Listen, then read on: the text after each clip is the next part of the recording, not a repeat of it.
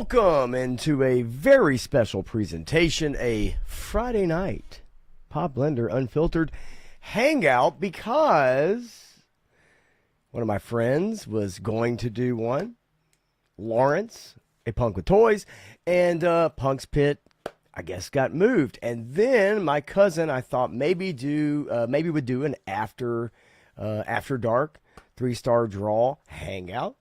And that did not happen. He has some stuff to work on, which he is always busy. So I don't blame him for that. So I ain't got shit to do tonight. So if you ain't got shit to do tonight, then come hang out with me. You're more than welcome to jump on stream. I've got room for several people. I put the link in the chat. If you want to, just make sure you got a good mic and your camera. Or if you don't want to go on camera, that's fine. Decent mic. And as long as we can hear you, that's really all that matters. So I don't have a game plan, just to let you guys know. I don't have a game plan. I am a fly by the seat of my pants kind of guy. I have mentioned it. I am also an extremely lazy person. But I am a fly by the seat of my pants kind of person. So I figured, hey, you know what? Jump on for a couple hours and see what you guys are doing on a Friday night. What you're looking forward to. What do the holidays bring you? Is it anxiety? Is it comfort? Is it missing a family member or a friend or something? Is it buying toys, buying Christmas gifts, all that stuff. So if you want to hang out, you're more than welcome to come hang out with me. We'll just kind of look up some stories. We'll check the trades. We'll look up some toy news, and we'll just kind of go with it, right? Easy peasy. I do expect a couple people to join me if they so choose. So we'll see. But anyway, so I hope you guys are doing great. Hope you've had a good start to the weekend. A great Friday. Most of y'all are off of work, settling into maybe Christmas parties. Maybe you've got, the work Christmas party or the personal neighborhood Christmas parties. I was in line at Walgreens today. And this lady was there in front of me. She had her son, who was, he's probably about my son's age, maybe a couple of years younger. And they're at the checkout, and yet this kid was bouncing all over the freaking place.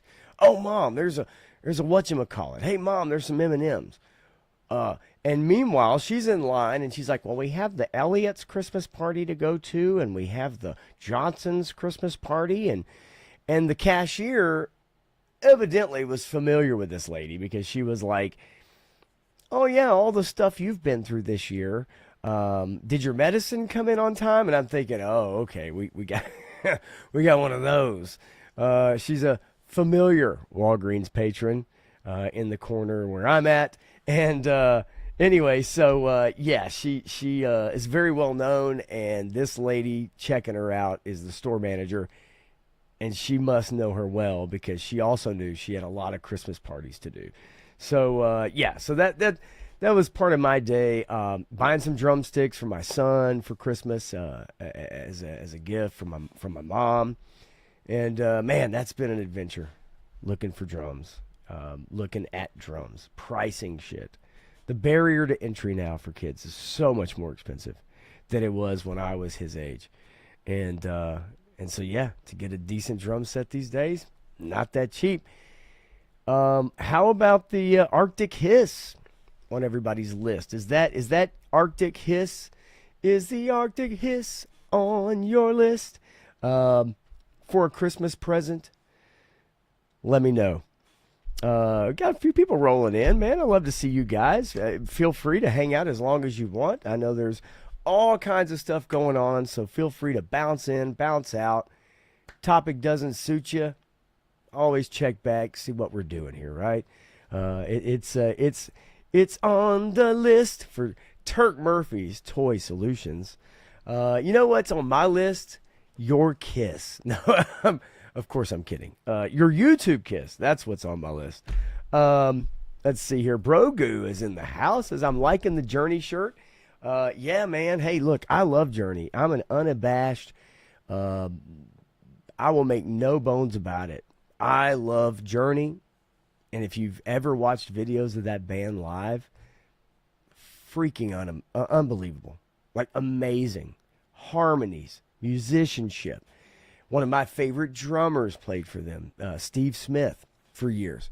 Amazing jazz drummer who put down the jazz stuff to play rock music with Journey. Yeah, man, look, all my streams seem to get copyright claimed, or copyright, not stricken, but claimed for showing a trailer.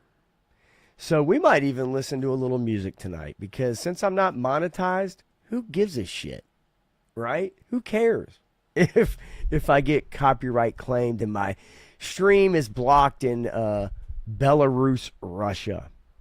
Thank you very much, AI YouTube.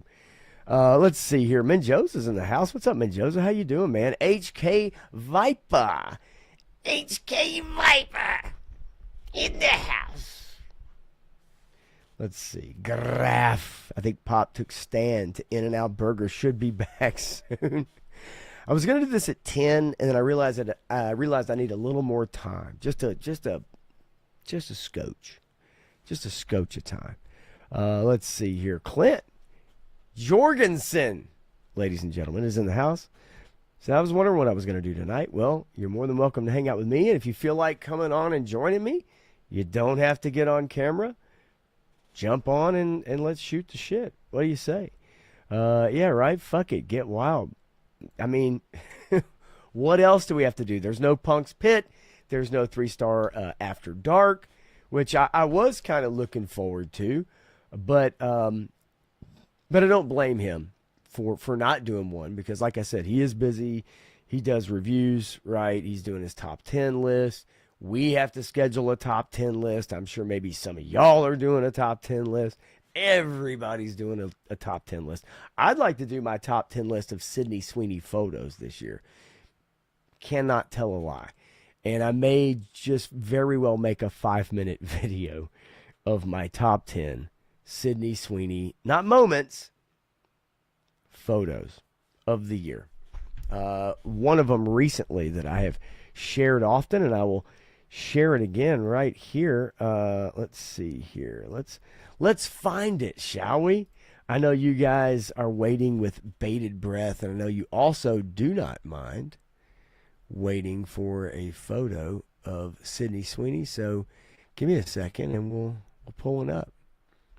I mean, why not? Ah, there she is, the lovely, the talented. Ladies and gentlemen, I bring to the main stage, friend of the channel, one Sydney and her Sweeneys. And I do like to fit Nicole Scherzinger into the photo, because she is a beautiful lass. She really is.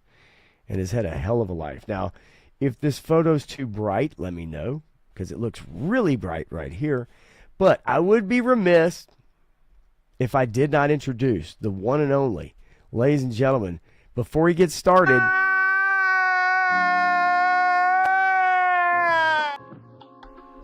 That's right, Otis McDonald and the band. Let's count him down. Here we go. Come on. Hit it.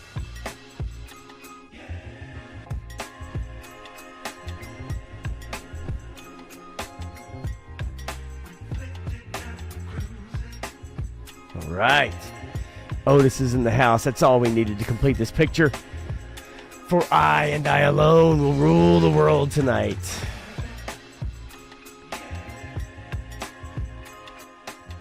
I'm so glad you guys are joining me. I let you down on Sunday, and I apologize. Last Sunday, I totally let you down. I will see you as you join. Todd C says I'm hopping on. Well, hop in, hop on. Get on that bicycle seat. Let's go. High beams are lovely and bright. What a beautiful Christmas picture. Let's just center in on the Sweeney verse.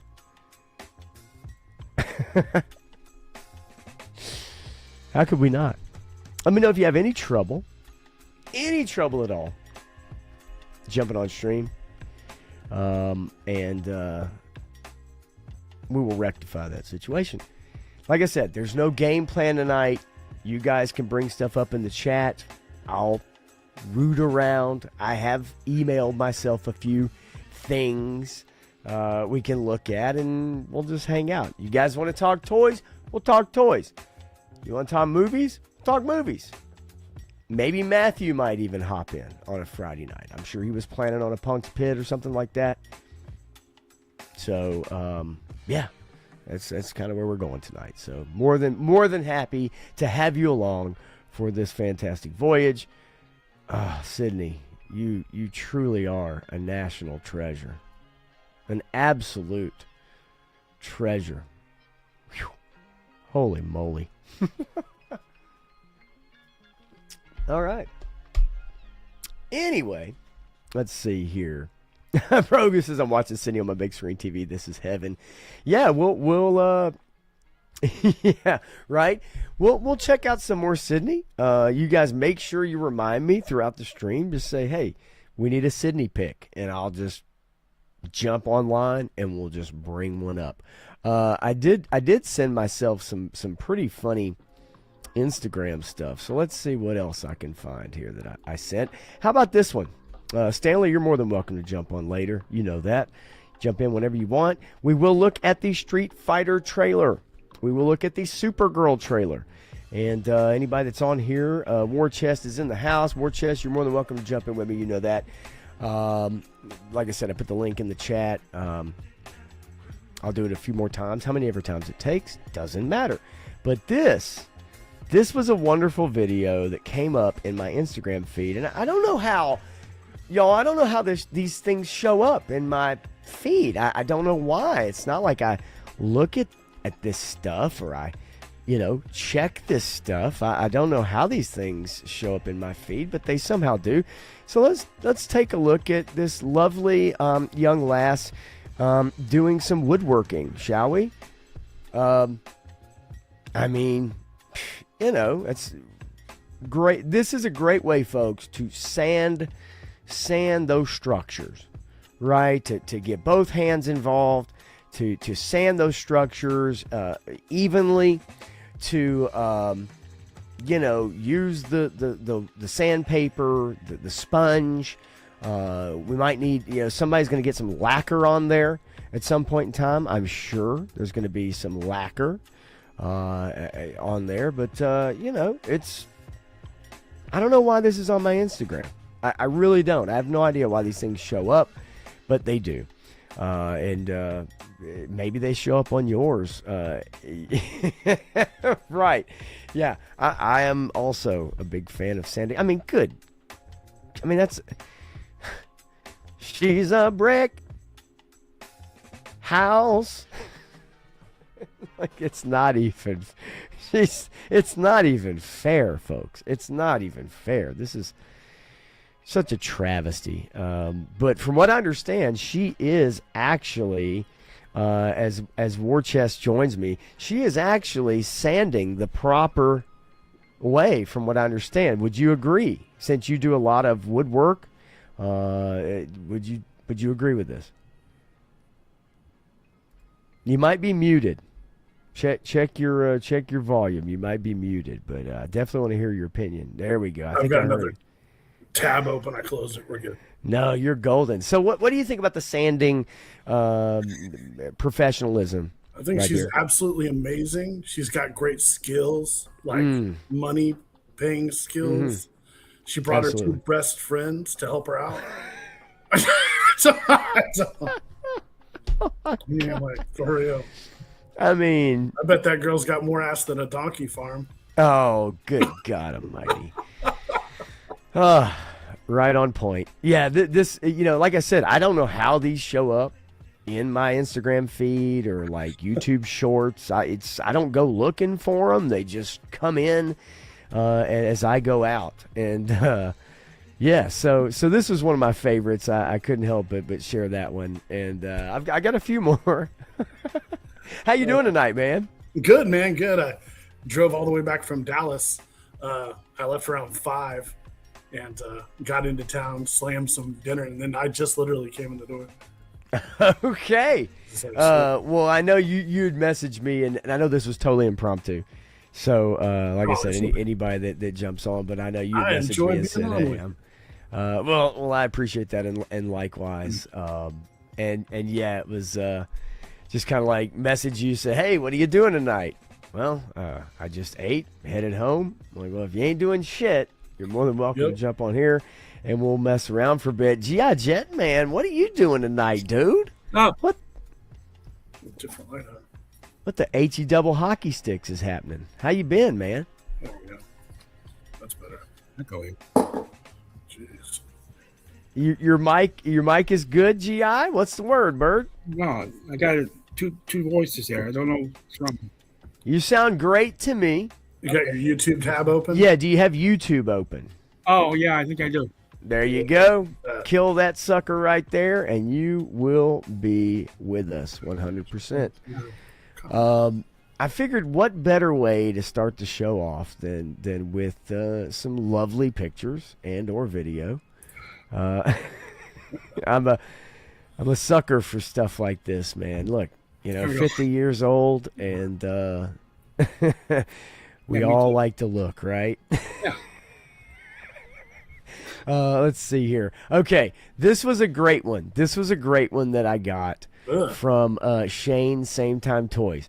And War Chest, I think you can understand. You can totally understand this one. I know you can. I don't want to turn the volume up because it's crazy loud, but I do want to show the image. This is one I got from Shane Same Time Toys. And I think all of us can relate to this one right here. Yeah. Yeah. Shane sent me that, and I said it kind of reminds me of that Far Side skit back when I was a kid where like all the guys shot at the same guy, and they were like, oops. This is my Instagram, because I've told people I'm a terrible Instagram friend. I really am. And so when I go to check my messages and whatever, this is what happens to me. Every time I pull it up, there's like 10 reels from each person, and I'm like, Yeah. son of a bitch. But I thought this was appropriate because I opened my Instagram about 10 minutes before we went live, and this is exactly what it looked like. This is brutal. That's brutal. Yeah. So GI, what have you been up to, buddy? What have you been up to? Get into it. Chop it up. Not a whole lot? Yeah, just not, playing around. Anything you're looking forward to Joe wise coming up? Are you into the Arctic Hiss at all? Yeah, I ordered it. I wasn't gonna, but Okay. kind of got switched around by the Smoking Joes. He kind of convinced me to get it. So Hey man, there's nothing wrong with some friends maybe talking you into or talking you out of something, right? Okay. I've got mine right over there with mainframe, the evidently the Lawrence Punkwood Toys sized mainframe from what everybody's told me, and then wetsuit, which was always one of my favorite characters. What about you guys? I always loved that color scheme for some reason. Huge I wax. got the MMS today from Amazon. Oh shit! Nice. Okay, hell yeah. Have you gotten it out of the box yet? Not yet. All right. Well, if you're feeling froggy, dude, while we're live and you feel like busting that thing out and showing it off, you're more than welcome. Just as you're breaking it all out, just mute the mic. But whenever that's if you feel like it. I'm not saying you have to. Don't let me talk you into anything. Okay. Yeah, I'm waiting my off striker from Hasbro Pulse. Oh, really? Yeah, I did get it. It was nostalgia for me for the kids. So let's see. No, I get that. Yeah, I'm. Let's see. Turk Murphy says I got some stuff from Pixies today. What the hell is Pixies? Maybe I'm out of the loop. Does anybody know what Pixies is? No, You know what Pixies is? I did get some gridiron stuff for my heavy duty. Hang on. Let me put you full screen here, buddy. Let me jump you up here to full screen. Put that bad boy up close to the screen, man. Don't be scared. Hell yeah. It's my first gridiron thing I got. Yeah, that's a Okay. good one. Spin him around, man. Show us the good. Show us the good. Nice. So I love that tripod. Is that a tripod there? Yeah. Yeah. See, I love that, man. I'm a big fan of that whole setup, and especially with those big machine guns like that. Definitely. That was my first gridiron too. Yeah. Which one? That one. Oh, okay. Yeah. When So I got that little weapons pack is just a gun? Yeah, it's just got that mod, dudes. I got that one for Roadblock when they put out the heavy artillery Roadblock. I got of course. Roadblock too, but he's in another room. So. Yeah, no doubt. I have yet to delve into the world of gridiron, and I know. Oh shit! Hang on, let's put you full screen. Let's move you around. Let's get that bad boy. Matthew Matson, right now is probably using his extremities at this moment. I got him. I got the ball and chain. And I ordered the other ball and chain that has I ordered the other one of this one, the Italian one with the spike. Yep. And I've got the other two coming. But I think the ball and chain one I like a lot, but I love the body on this one. So I don't know. Really? Yeah, I can't wait to get them all together and kind of compare them, so I can kind of decide which one I want to get. Or I mean, look, I love. Oh, hang on. Let's go back. Yeah, I got all the rest of my Red Shadows guys into there. Shit. Yeah, dude, I got a bunch, man. All the rest of my Cosmic Legion stuff that I didn't have finally came. Been picking some stuff finally up, found bro. Fisher Rice. Oh shit! Finally found Fisher Rice. Finally got him out of Canada.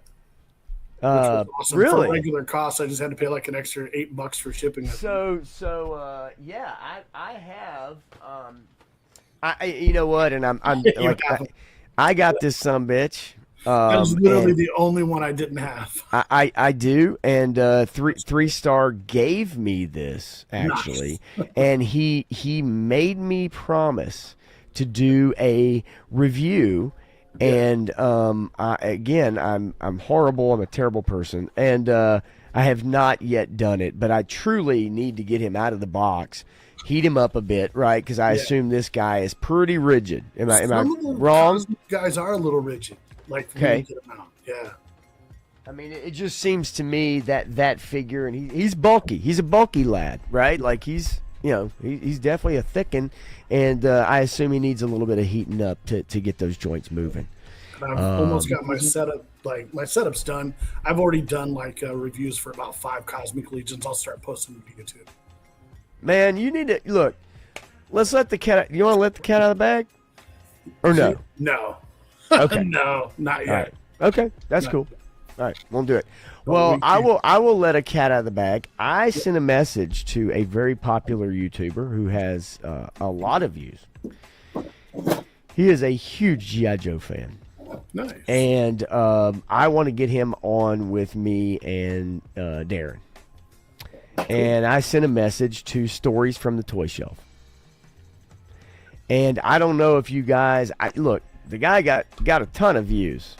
A lot of subs. I don't know how many of you guys know who that is. I assume you guys know who that is because his videos are fan-freaking-tastic. He doesn't really appear on camera during his videos. They're evergreen content. He is, dude, his videos are great. And it is mainly G.I. Joe content. I'll bring him up here on the stream just to show you guys and give you an idea of his style, because his style is very interesting. He fills in the videos with words and pictures for almost not every word that he says, but for certain phrases. And I'll give you guys an idea of what his stuff is like. I love it. And he seems like such a genuine, really cool person. I know a lot of you guys maybe know who Destro is, my spirit animal. Well, let me give you an idea of what what this guy's stuff is like. Okay. All right. So let me go back here. Let's see. we'll start from the top. And since, like I said, there's no guardrails tonight, we've got all the time in the world. Here is a decent idea of what Stories from the Toy Shelf does. After the meh reception of the first live-action G.I. Joe movie, the studio clearly wanted to go bigger with the sequel. So what did they do? They brought back a Joe fan favorite who'd been glaringly missing the first time around, Roadblock, and cast none other than Dwayne "The Rock" Johnson to lead a new team of Joes as a ninja commando. Yeah, okay. Is it really any surprise that this retaliation led us straight into yet another reboot?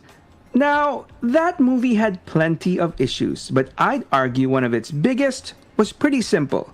They just didn't get it. Because if they really wanted a Rock leading the Joes, they should have gone with this one.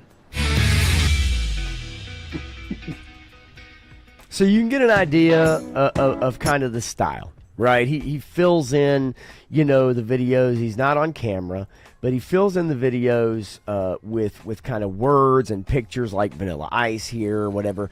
And they don't necessarily mean, like, they don't go with what he's talking about, but it's the words or the picture that makes the thing. But he's really freaking good. The guy has 11,000 subs.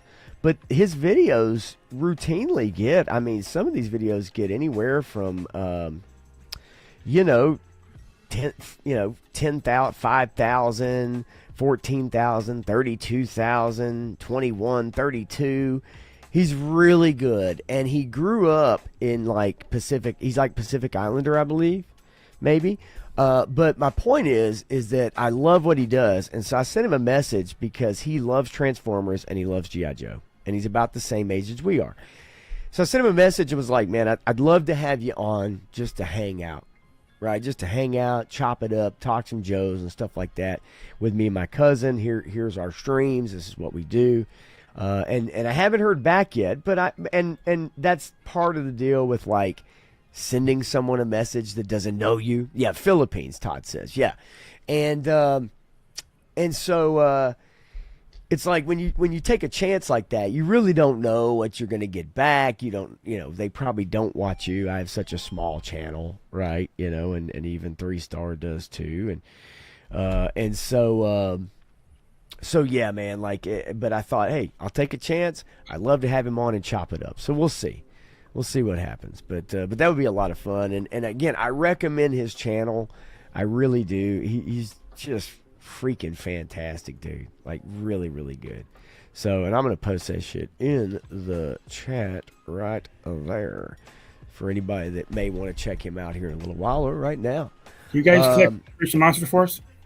Well, you know what? No. Now, I was asking people the other day kind of what they were into, and I know that Operation Monster Force came up a couple times. War Chest, what about you? I think I've got almost all of Monster Force. I just picked up Van Helsing. I don't know how much further I'll go into it, just because I just think the price is too much for what you're getting, and I don't need all that extra shit that comes with them. I just don't. So, but I think they make a quality product. I like it. If you want to pay that much for it, then that's on you. Do your thing, man. Collect your thing. Collect what you love. Yeah, look, that's something that I think all of us, and I don't know about UGI, but that's something that all of us have had to start kind of figuring out, right, recently. And I get it. That everybody, the tariffs. No, I don't think that's. And you and I have had this conversation, Scott. Yeah. Like, I don't think it's just the tariffs. No, it's not. No. It's. I think when there's an opportunity and a company sees opportunity, absolutely, they'll seize that opportunity. Yep. And when other companies see us paying that much for somebody else's brand, then they know they can do it too. Right. So, totally. Joe Fan 84, what's going on, buddy? Good to see you, man. This has got my son tonight, trying to get him in the bed now. How old is he again? Remind me, because I remember those days of trying to get a youngster into the bed, and even as far back as like less than 2 years old or so, 2 years old, I would be sitting there playing Metal Gear or something, and all of a sudden I'd hear these pitter patter footsteps in the kitchen, and I'd look, and there'd be this little dude looking around the corner, like, what the fuck you doing, Dad? Like, let's see, 11. Okay, Graf said 34. Holy shit, that'd be something. 11. Yeah, I remember those days, and look. They spend all the time on screen like we do, and you know how hard it is to fall asleep even at 50 or whatever. Yep. I can only imagine what it's like at 11 to have all that shit firing off in your brain that you just watched. Have you guys been watching the It show at all? No. Not so much. You with the clown? Yeah. I don't like evil clowns, so I can't. Hey, I don't fucking blame you, bro, because I don't like clowns either. I mean, they don't. I remember watching Poltergeist as a kid, and I think that was the first movie at like 9 years old-ish that kind of set off clowns as like being a bad thing for me. Flying around the fucking room and shit. But yeah, this show's goofy, man. Like, it's... Yeah, I haven't watched it. I don't think it would scare you in that way. I think it's just very unexpected. Like, what it kind of does is very unexpected and super freaking goofy. But yeah, I was just curious because I know there's only one more episode to go. I don't expect everybody to be tuning into it, but I do think it is fun enough anyway. When I was a kid, I was afraid of Ronald McDonald. So. Okay, well, shit. Some of those images of Ronald McDonald, man, like, I'll put it like this: we have a hockey team in town called the Predators. Yeah, Ronald McDonald kind of. I'm like, yes. Ron kind of gives off those vibes in those old 70s and 80s commercials. Bobby, well, what's up, man? Welcome to Derry. I've been looking for all the Stephen King references, caught a few. That's the one thing that I'm not as familiar with is all that lore and the references and all that kind of shit. Just not, I don't know much about it. But it has been fun. I ain't gonna lie, it has been a fun show. It's been one of the better shows that I've absolutely watched here recently. Let's see here. Let me go ahead. I'm trying to hit somebody up, see if I can get them to jump on for a little bit. Graf says Ron was scary. He sure was. But he won me over with those Happy Meals. Shaped as... Oh, shit. Do you guys remember the UFO Happy Meals? Oh, yeah. I remember that. Fuck yes. Yeah, those were cool. Holy moly. Yeah, I remember the that Riverboat, too, yeah. Riverboat. Such a simpler time in life. Tim Curry's Pennywise was just, compared to the new one, he was just more of a derangement, I think, just even more unsettling. I could see that, I guess having watched a lot of those Stephen King, like whether it was a show like The Langoliers maybe or something, or some of the shows that they would put on network television. And because I was maybe a little too young to go see most of the movies, it seemed goofy to me. Like, it seemed really just goofy, and the acting wasn't, what you have now. Yeah, it very definitely looks stage-like. when you watch it. And Menjoza's right. Like, Tim Curry can chew up a scene. Right. I appreciate him for that. I appreciate him for Rocky Horror. You can play a good but I just don't, I don't know. Those miniseries, the early ones, just didn't get it. But I think most people hate clowns. I think that's most people, A lot of people hate clowns. And when they go to the circus, is it one of those uneasy feelings when you see clowns creeping the fuck around? Like, don't you get that little bit of like, get the fuck away from me vibe? Yeah, a little bit. I got a bunch of friends that are in the Shriners, and they're clowns in the Shriners, and it's just, they're a bunch of drunks, but they're just some weirdos. They're always just hammered when they go and do those things. I'm like, you guys. Yeah. No, I totally can see that. Let me see here. All right, I'll see if I can pull this up just because somebody made the comment. Tom Murphy! What's up, partner? Darkness, everybody! Everyone! That show is so funny. You know something about the Chappelle Show? Because at the time, whenever it was out, I owned, like a strip club and stuff. But Right. anytime we would go out on the bars on the weekends, like it's the only time I've ever experienced where, like, if you were in a bar and it was time for the Chappelle Show, it was like a sporting event. Everything shut down. The Chappelle came on, and everybody sat and drank and laughed their asses off. I've I'm never seen that very, very appreciative of that. And I have been in bars where that happened for a show, where literally it's like, let's turn the TVs up, let's stop everything else, and I've been in for shows like that. But you're right, that first season, Yeah. I mean, it's fucking gold. It is absolute gold, dude. I 100%. allegedly had sex with Katie. I mean, just the creativity in those skits. Oh, yeah. And what's that? There's a portion of Charlie Murphy that I think is funnier than his brother in some aspects. Oh no, you're right. I think he knew his lane. I think he kind of knew what worked for him. Yeah. And I can only imagine what that's like, having a famous brother like that, and then trying to still also be a comedian, knowing that your brother has reached this stratosphere that you probably won't attain. But I agree with you. Yeah, there's shit that, well, I think also Charlie, as he got older and Eddie went the opposite direction, Charlie maybe got funnier. Yeah, no, I think so. I really do. I believe that, because there's so much more stuff. I wish I would have seen more stuff with Charlie. Did you ever watch the Black Jesus? You need to watch that. No. That too, and it's hilarious. Okay. Shit. I need to pull it up and make a note of it. Yeah. Movie? It's a TV show. Oh shit. Oh.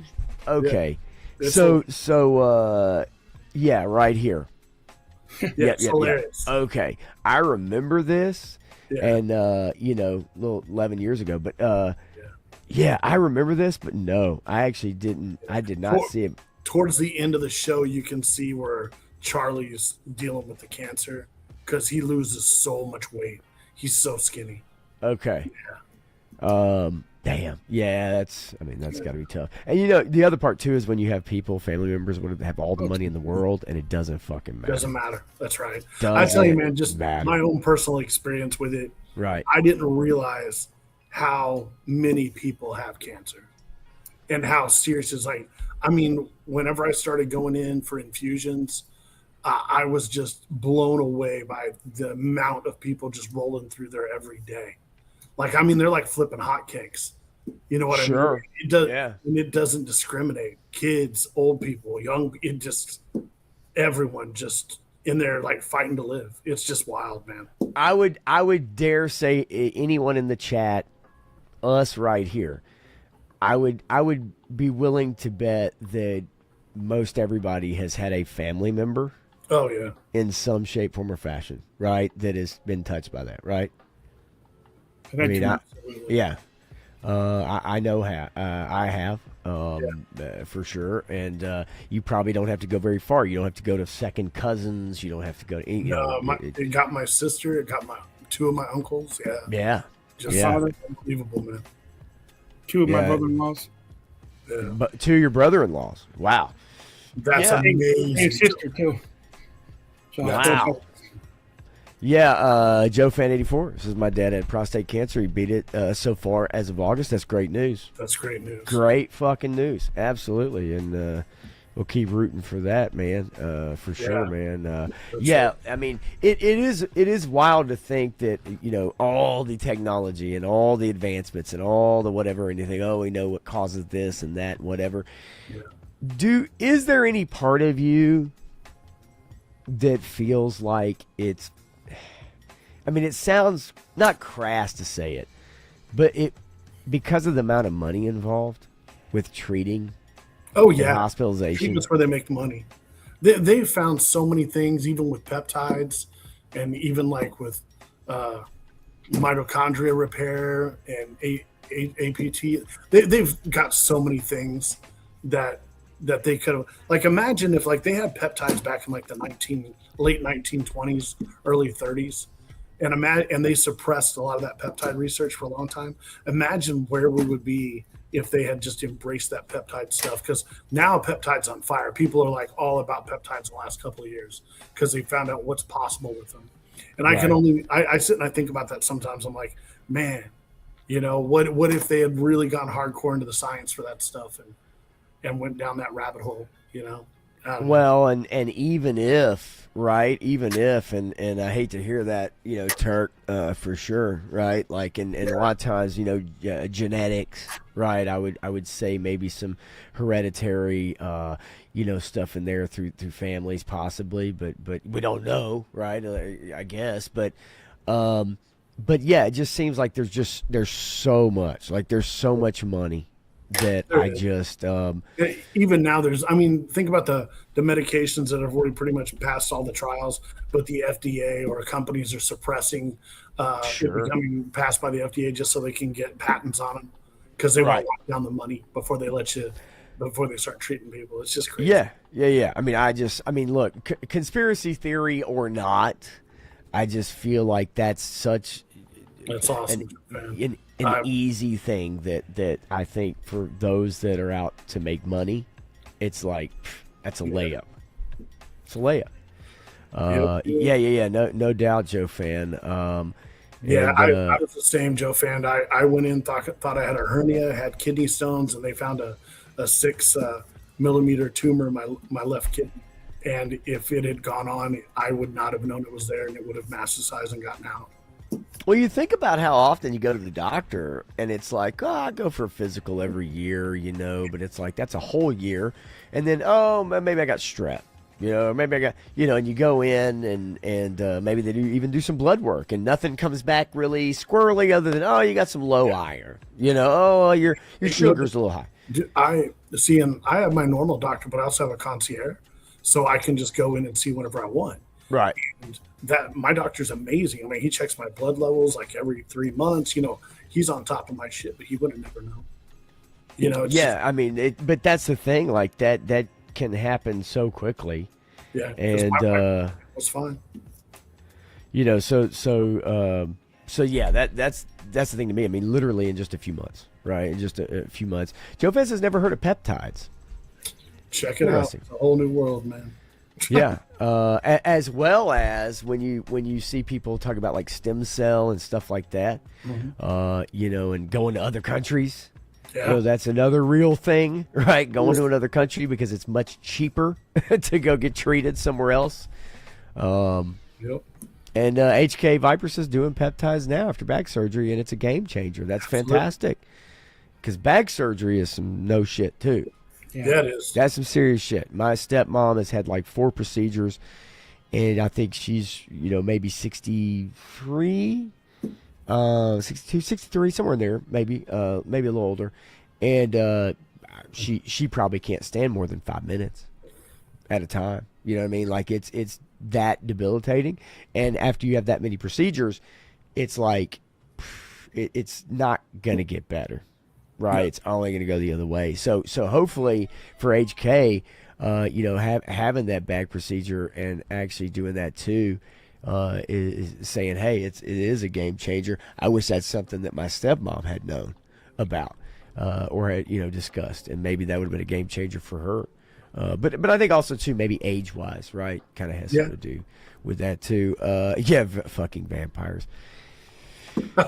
They're all out there, bruh, right? They're all out there. Like, for real. I got lucky. Yeah. Yep. And look, it says don't always, where's it at right here? Of course, that's a good thing too, Joe fan. Never heard of it. Let's see. Don't always trust the doctor either. I will say, as many times as I've seen those fine ass blonde chicks roll in there when I've been waiting, selling them whatever medication and whatever, yeah, I can't say that you should always trust what they recommend to you. Yeah. I'll tell you this. When I went in, I ended up going to Barnes Jewish out of St. Louis. And they're like, as far as kidney goes, they are the Mecca. And whenever I went in for that surgery, it was insane. I've never been to a hospital that was that high speed. My brother went with me, and he's the charge nurse on a cath lab for a weekend option. He's like an emergency crew. And he's used to having people fly in all the time and then having to, work a case like immediately. Yeah. And he went with me. And when I showed up for that surgery to get my kidney out, they knew who I was right when I walked in the door with my bags. Hello, Mr. Like blah, blah, blah, let's get you back there. My doctor came out immediately. Hey, I'm running a little early today. I'm glad you're here. Well, we'll get you prepped up and quick. I went in the back, got ready. They had me stripped, shaven, and ready to go. Holy shit. Like 10 minutes. And then the entire OR crew came in. They had me ready to go, slid me off on the bed, and they came in and checked me out literally like a NASCAR pit crew, and had me out in the hallway ready for transport to the OR within like 18 minutes at the time I walked in the door. Okay. It was insane. And then when I was staying there, they had like these communicators on their chest where they were like, do you need anything? Be like, oh, Scott needs this. Bloop, bloop. And all of a sudden, this dude would just roll up like room service. It was insane. We're looking for blah, blah, blah. Bloop, bloop. Where's she at? And it would come across the thing. So-and-so's on second floor in room blah, blah, blah, blah, blah.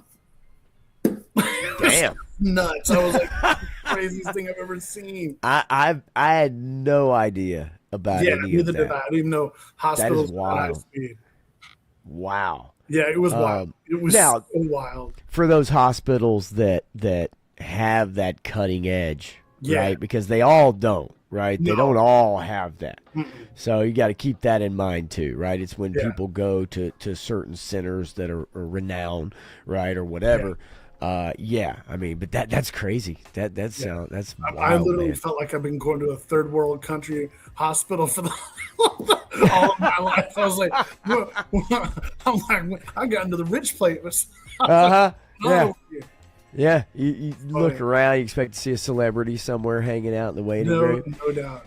Let's see. Turk says, I went to the hospital. They wanted to cut out my gallbladder. I did some research. Decided not to have the surgery. They were pissed. Damn near tossed me out.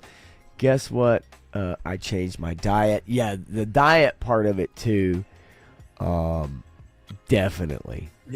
Has so much to do with it. And I think we all know that, but we all know how difficult it is to change those habits when you've been eating stuff and drinking sugar like I do so regularly.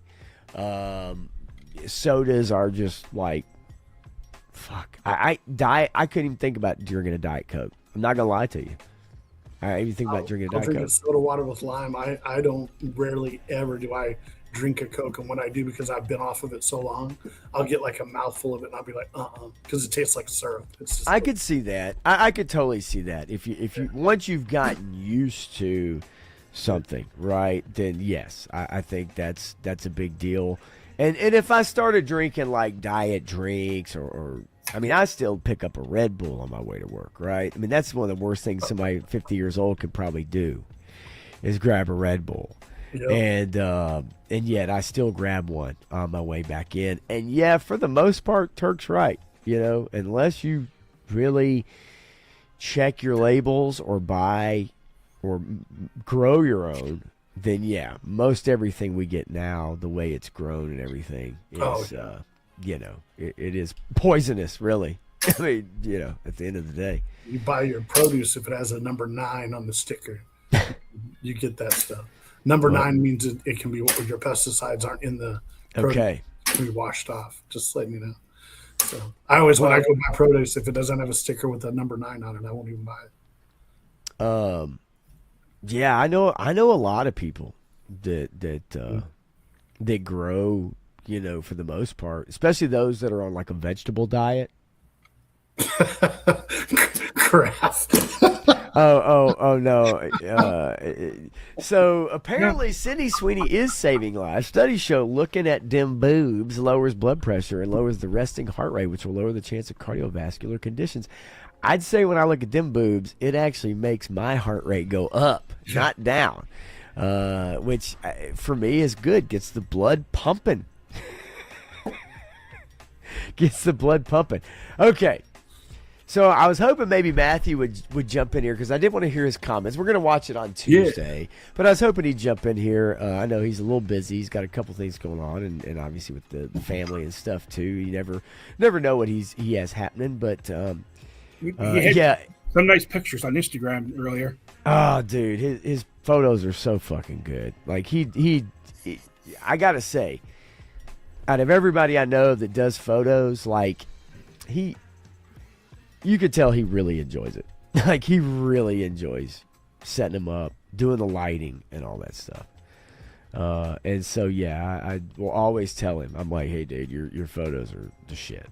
And doing the comic covers or the collabs with other creators, right, and stuff like that. That's fun, man. Especially if you're somebody that loves taking photos. All right, so look, let's take a look at Supergirl. The official teaser trailer came out, and I want to see what you guys think. And yes, it has a Blondie song in it, but like I said, since all of my streams tend to get copyrighted for some reason, who gives a shit? So let's take a look, see what happens. Hopefully they won't take us off the air. Let's see, let's get that up to full screen. There we go. And let me turn down Otis and the band. Otis, cut that shit out. All right. And away we go.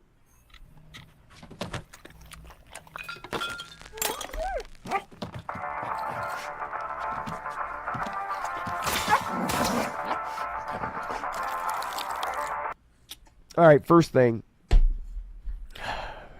CGI dog, CGI piss, right on CGI paper of Superman's face.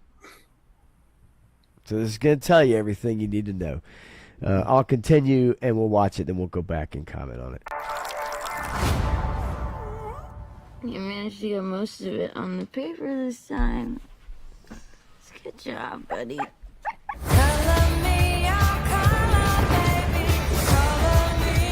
Hi, cars are out. Hereby declare the 23 will be the best year yet.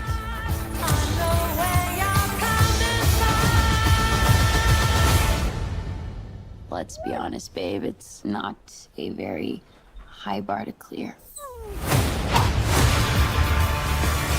I didn't know any of you were still alive. What was it like to lose everything in a day? Proton didn't die in a day. The gods are not that kind.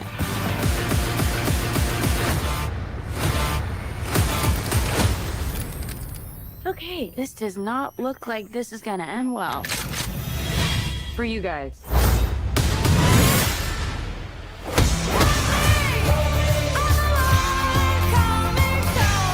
Do others on your planet have powers like you? No, it's a pretty small group of two.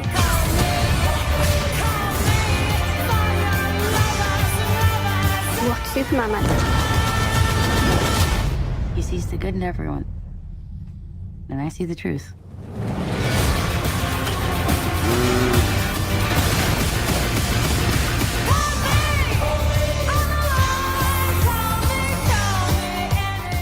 Alrighty then, there was the official first trailer for Supergirl. We'll go back and kind of maybe scrub through it. So first thoughts of the first part of the scene with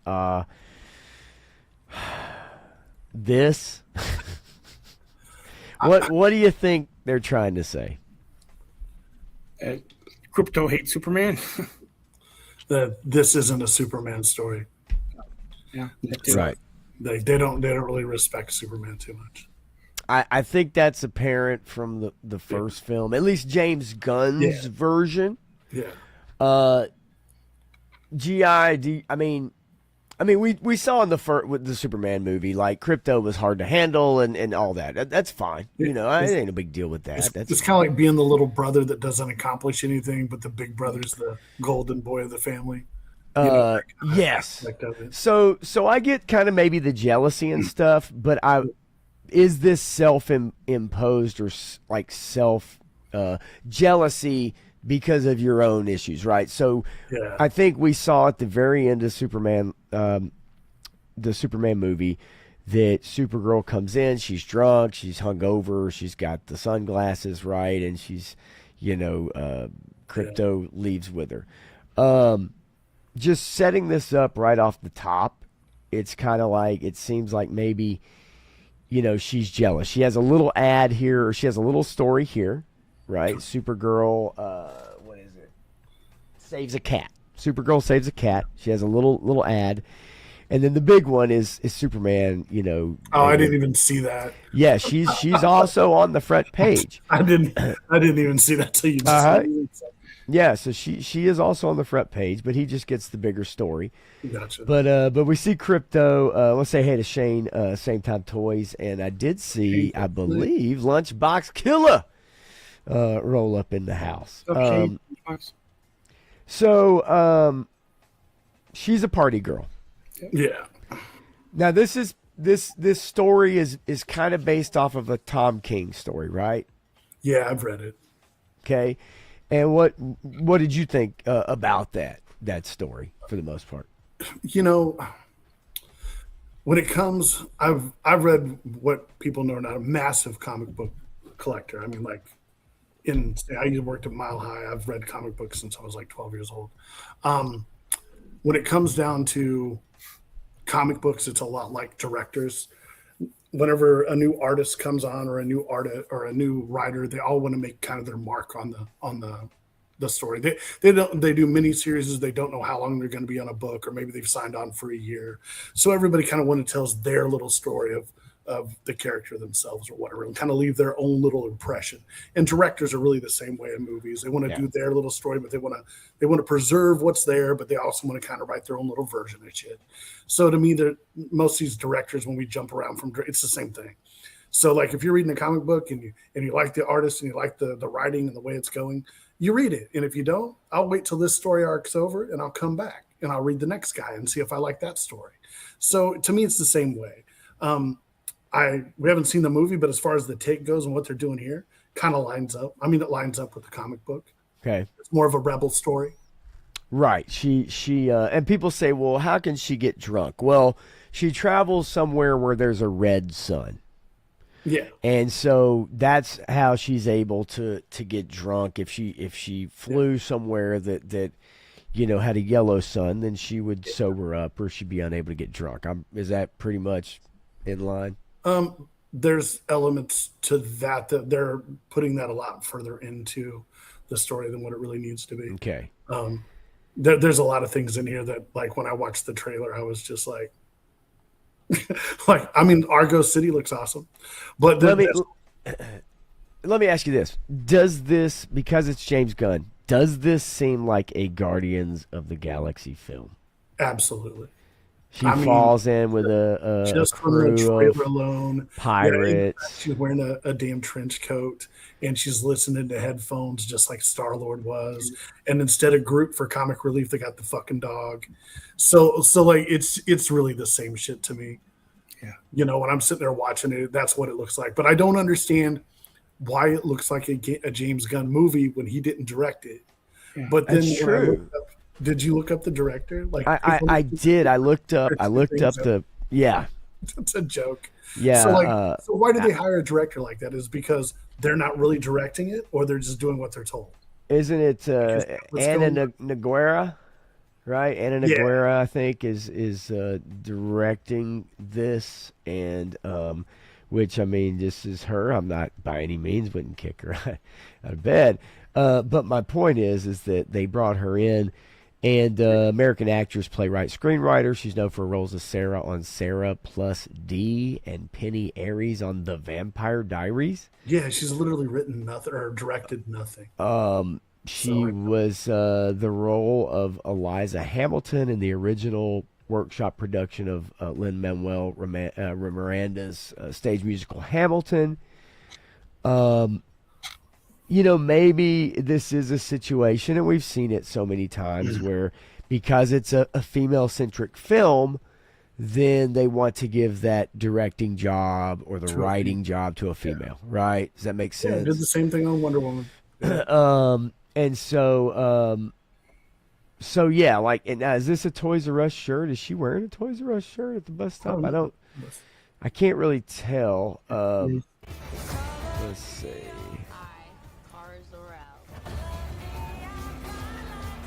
I think from what we can gather, she maybe is taking transport. Maybe this is on purpose. I can't say, well, she can't fly. Maybe it's on purpose. Maybe she doesn't have her powers right now, which is an easy way for a film to normalize someone for us, for the audience, right? Yeah, she'd been there long enough. She doesn't have any powers, so she got to get a ride back. Right. And so yeah, like there's not a. I mean, there's really not a lot with this trailer. We do see her dancing in this, this ship. Maybe this is a bar. Maybe it's not even the same ship. That could be a bar or something like that. Mm-hmm. Just trying to find anything she's doing shots. Okay, so it's director Craig Gillespie, and then I think Anna Noguera is the writer. Okay. Yeah, I was looking them up and I was like, these guys have not done shit. And she, this Argo City. Maybe we're gonna find out about the history, about the destruction of Krypton through her movie, right? Yeah, that's what it seems like we're gonna get, just based off of this early, look. This does. Very Guardians of the Galaxy for me. Yeah, no, like, I could see Yondu somewhere in this group. Yeah, absolutely. Which is what James Gunn excels at. He excels at the group dynamic, right? Yeah. I mean, that's why I think Superman was difficult. Group fight scenes, he's awesome at doing that. Right. So, I mean, look, and that's, I think, is this, we do get a look at Lobo right here. Yeah. Shadowed Lobo. From what I've read and what I've seen people saying is that this seems pretty accurate, although it is shadows, it's not, but just the overall vibe. I imagine that he will be the saving grace of the movie in somehow or some aspect, because Momoa just, I mean, when you look at him playing Aquaman, and that was fine, and he was fine at it, what he did. But when you look at him as Lobo, it's like that's who he should have always been. GI, what do you think, man? Oh, it is Momoa playing him, Lobo? It is. Yeah. It is? Yes. Okay. That's what I thought. I wasn't sure. Yeah. I'll probably wait till it comes on HBO Max like I did Superman. But okay. I don't really like the actors. I guess I'm spoiled because I liked the girl on the Supergirl show in the Arrowverse. Oh yeah, sure. I liked her, the Supergirl, so I'm kind of spoiled. But I mean, I don't think it was better than Superman. I did see Superman, and it was decent, so I liked it. I caught some shit for it. Scott, you and I went back and forth a little bit about it. I liked Superman all right. I know it has problems, but when I went to the theater, when I left the theater, I was like, okay, I can see this, but I can also see this, and this, right? So, but it wasn't as bad as I thought it was going to be. Now, if I went back and watched it 2 more times, then yes, I probably would, I will probably say start Terrific killed it. I thought he was the best part of the movie, Mr. Terrific. Yeah, 100%. Yeah, he definitely stole the show, and I think that's what most articles and most people said, was that he kind of stole the show. Let's see, and let's see. Graph saying we get a little better look at Jason Momoa here as Lobo. I do think that by her not, okay, that was a little bit better. So by her not having her powers, kind of somewhat gives us, There's Lobo there. Yeah, I was gonna try to back it up just enough. Yeah. So here he is. I mean, just barely. I looks mean, pretty just freaking Yeah. barely can you get. Yeah. You know what I mean? Like, it's really hard to see. Smoking something though, and I'm a fan he's of always that. got a big old cigar. But yeah, I mean, it looks like she's got a little He sees the good in everyone. sidekick. Yeah. The last Saturday or whatever it is. What I call the female short round. Right. Yeah. No, there you go. Right. Yeah, look, I don't expect this movie to do $400 million. I don't know. I really don't. Why is this the second movie in his Gunverse? Yeah. I completely disliked the Flash movie for the most part, but I liked the Supergirl they had. Yeah, in it. that I Supergirl thought was she good. was awesome. Yeah, I don't know, man. I just and also we still have to see about the sale, right? The sale of Warner and what that does. You know what I mean? Like what that does with the gun, DCU moving forward. Yeah, I completely forgot about that too, by the way, Graf. But you're right. Yeah, hitting period moves it frame to frame.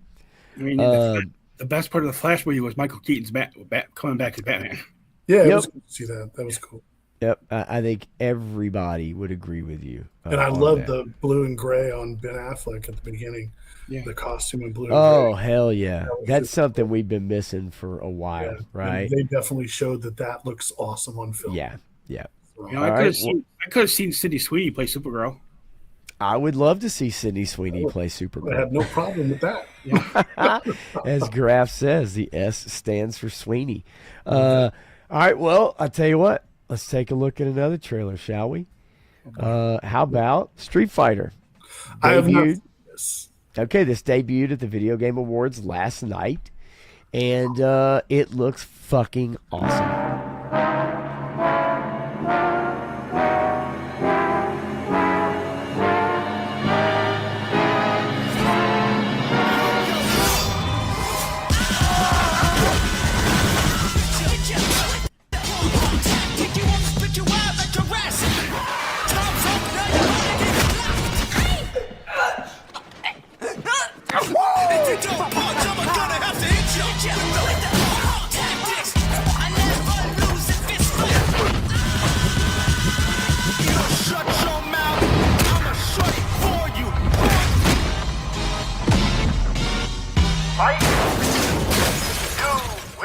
You gotta love the car smashing scene, right?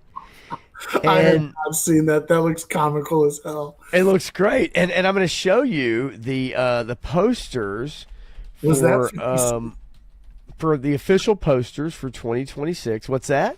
Was that 50 Cent with the haircut? Yes, Oh it my is. God. Yes, it is. So we're gonna scroll through the posters. What's that, Gi? You know the guy in Ant-Man that played Kurt? David Dashmal. He plays M. Bison. Yeah. So let's see here. Let me see if I can get these posters. At least we can kind of look at them. I'll share this tab right here. We'll go back and look at the trailer. So we have Noah Centineo playing Ken right here. We have let's see. Who was Ryo? He looked like Shemp from the Andrew Three Stooges. Koji playing Ryu. He looks hilarious. That hair- that We hair have was ridiculous. David Dasmalchian playing M. Bison right here. I mean, great posters. I love these posters. Yeah, the posters are cool. We have Kalina Liang playing Chun-Li. Let's see here. Oh, we have Jason Momoa who's playing Blanca. Really? Oh, Yeah. I didn't see that, I guess. Yeah, dude. And Oh, wow. Okay, I didn't even recognize that. when he came out on stage last night, he was drunk as shit. No, these are not AI. These are the official posters for the movie for 2026. I did see where the comedian, the one comedian. that said- Yeah, you'll see him here in a second. This is 50 Yeah. Cent as Balrog. And That's then we have so hilarious. Cody Rhodes as Guile. We have, let's see, Vidyut Jamanawal as Dalsum. Pretty cool. We have, this is an actual fighter in Japanese wrestling. Haruki Goto as E Honda. Okay. Yep. Great hair. And then Olivier Richter as Zangief.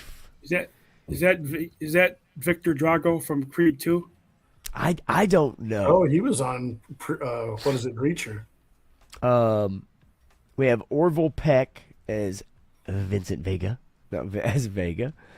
And then we have Alexander Volkovsky. I don't know. I can't. It's hard to read the writing. Is this Joe? And then we have Reina Valian Dingani. I can't tell. As no idea. Is Jewel? this Julie? Julie? And then we have Eric Andre as Don Savage, Yeah, and Eric the Andre. announcer. I love And Eric. then you have Andrew Schultz, the comedian, as Dan Hibiki. Those are characters I'm not as familiar with. And then we have Cammy, who is Mel Johnson as Cammy, and I love some Cammy. Gotta love some Cammy, folks. And then we also have, as it says here, Joe Roman Reigns. As everybody knows, Roman Reigns is a Kuma. And I think that's it. Maybe, yeah, I think that's it. Wow. I didn't even know they were making a Street Fighter movie. Yep, posters look cool. No Van Damme. No Van Damme. No Van Damme, but yeah, no. Look, I'm not a huge, I'm not a big Street Fighter fan. Like, oh my god, I played them all, man. But like, that was one of those games back in the day that I totally enjoyed, and I remember that movie. But this looks a much clearer, truer representation, right? Yeah. Like if we just go back and we kind of look at some of the scenes or some of the the uniforms, right? I did see the clip of Schwartz coming out and the cast of Mortal Kombat's here too, or whatever. I was dying laughing. I mean, shit, dude. Like they looked like they were having a good time. Yeah, they out did. there on the stage last night. And yeah, Shane, that's it, right? Like trailers like this, actually make you maybe want to go to the movie, right? Go see the fucking trailer. Yeah, it looks corny enough that I want to see it. Yeah, that was the trailer. They showed it during the Video Game Awards last night. Wow. I watched it live, and yeah, I was like, holy shit, like that actually looks like fun. Like that looks like a fun movie that's just trying to stay true, which I think most of us appreciate that, right? Now, as far as the race swapping, that doesn't surprise me as far as Cammy and Ken are concerned. Doing it and everything. Yeah, especially with redheads, right? Redheads have all been replaced at this part. But yeah, I have to say about that first movie, the only good thing about it was Raul Julia as M. Bison. Oh, 100%. He was really good at it. I agree with you. And what is the main famous line from that movie? Was it for me? It was Tuesday.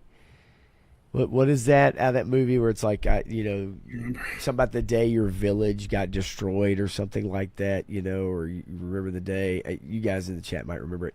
What was this? And it's like from the first Street Fighter movie, I think it was, where it's like for me it was Tuesday. The first Street Fighter. I could be wrong. Clint says love Street Fighter 2. Very few things me and my bro love together. Street Fighter 2 Turbo and SNES was one of them. Yeah, we used to have tournaments, dude. Tekken tournaments. We used to do Tekken tournaments. We used to do Street Fighter tournaments. And while my friends were playing poker and drinking card games, I was the guy over there getting high playing PS1 Tomb Raider. While they were all doing that, I was playing Tomb Raider over on the other side of the living room. We used to have these 2 arcades in town. One was called Aladdin's Castle. There were a lot of those around, but we had another one called the Fun Attic, and Yeah. all they had were those kind of games. And like there would be lines of people like challenging each other for hours. It's like a pool table. Pretty much, yeah. HK Viper, the most important day in your life, etc. For me, it was Tuesday. Yeah. For you, the day Bison graced your village was the most important day of your life, but for me, it was Tuesday. That's the one thing I think I remember. But that's you have to go back and look it up. But Dude, when I first saw that in the trailer when you were playing it, I thought that was what's his name, Ferris Bueller's Day Off. That's what that was. Right here? No, back. Whenever he first comes out of the tunnel and throws his cape, I thought it was Matthew Broderick. I was like, what the fuck? Oh shit! That would be Okay, I could see that totally. Yeah. But yeah, like it does look pretty spot on. So yeah, I'll go see this. Fuck it. This Yeah, looks it like looks fun to it's me. funny. Yeah, it looks funny. Yeah. So that was kind of the biggest. Look at Giles' hair. Like this. It's a wrestler too, I guess. I just love it That hair's though. big. Like that's ridiculous, but it looks like his freaking hair. Yeah, it does. It looks right. It's done right. It looks like the figurine that I saw too. Right. Yeah, and for those for those that love the Jada, right? Like I would assume you'd be in on this. They look like they're staying true true to it. So yeah, that was kind of the biggest thing that came out of the Game Awards. Honestly, I watched it. It was a slog, man. Like it was. I can't wait to see how they work the beating up the car into it. Yeah, that's fun too. I think that's fun. Like having that, because I remember that being in between, and you just get whatever you could get from it. Yeah, that was cool. So let's see. Yeah, right here. That's some good shit. Anyway, so yeah, biggest trailers, I guess, Supergirl and that. I really don't think Supergirl's going to do shit, though. I mean, I think it'll surprise us all. Yeah. Like, I just really don't. Because I didn't think Captain Marvel was going to do shit either. Well, man, it'd have to be a fantastic banger of a movie. After Superman, I probably won't go see it. I thought Superman was such a disappointment. I probably won't go watch the Superman. Well, and I don't think you're alone. Yeah. I don't think you're alone at all. I think there's a lot of people who probably after that are probably like, you know what? Nah, I'm good. I'm good on the super whatever. And I don't blame them. I mean, look, like I said, I liked it okay, but it wasn't when I go back and see certain scenes from it, like I get it. Hey, though, I thought the actor looked more like Christopher Reeve than other actors in the past. Can't argue with that. I would go watch which I don't even like, Fantastic, but I would go watch an entire movie on him now because I thought he just killed it. Yeah. It's terrific. I and like you said, yeah, he kind of stole the show. I'm not a Guy Gardner fan. I don't know why. I don't know. I'm not a Guy Gardner fan either. Look, not for me, not knowing a ton about that character. Okay, like I just don't. There were moments that I was okay with, and I did think the bird part where he flips the bird and is like flipping the fucking. I thought that was funny. Yeah, no, Fillion nailed his attitude completely. Yeah, Fillion nailed it. My whole thing, like, here's my thing with just the Green Lanterns in general. I'm like, so the Green Lantern Corps, whatever, each sector gets a lantern. Why do we have so many lanterns on? Like, why do we have so many? It makes no sense. Yeah, I don't know. And there's a Green Lantern show coming up too, right? I mean, like, we need John Stewart, we need Guy Gardner, we need Hal Jordan, we need Kyle. Like, I mean, right? Like, how many Guardians do you need for Earth? I mean, or are all of our Guardians do they suck? Like, well, they need a whole crew over there. Remember that comic book?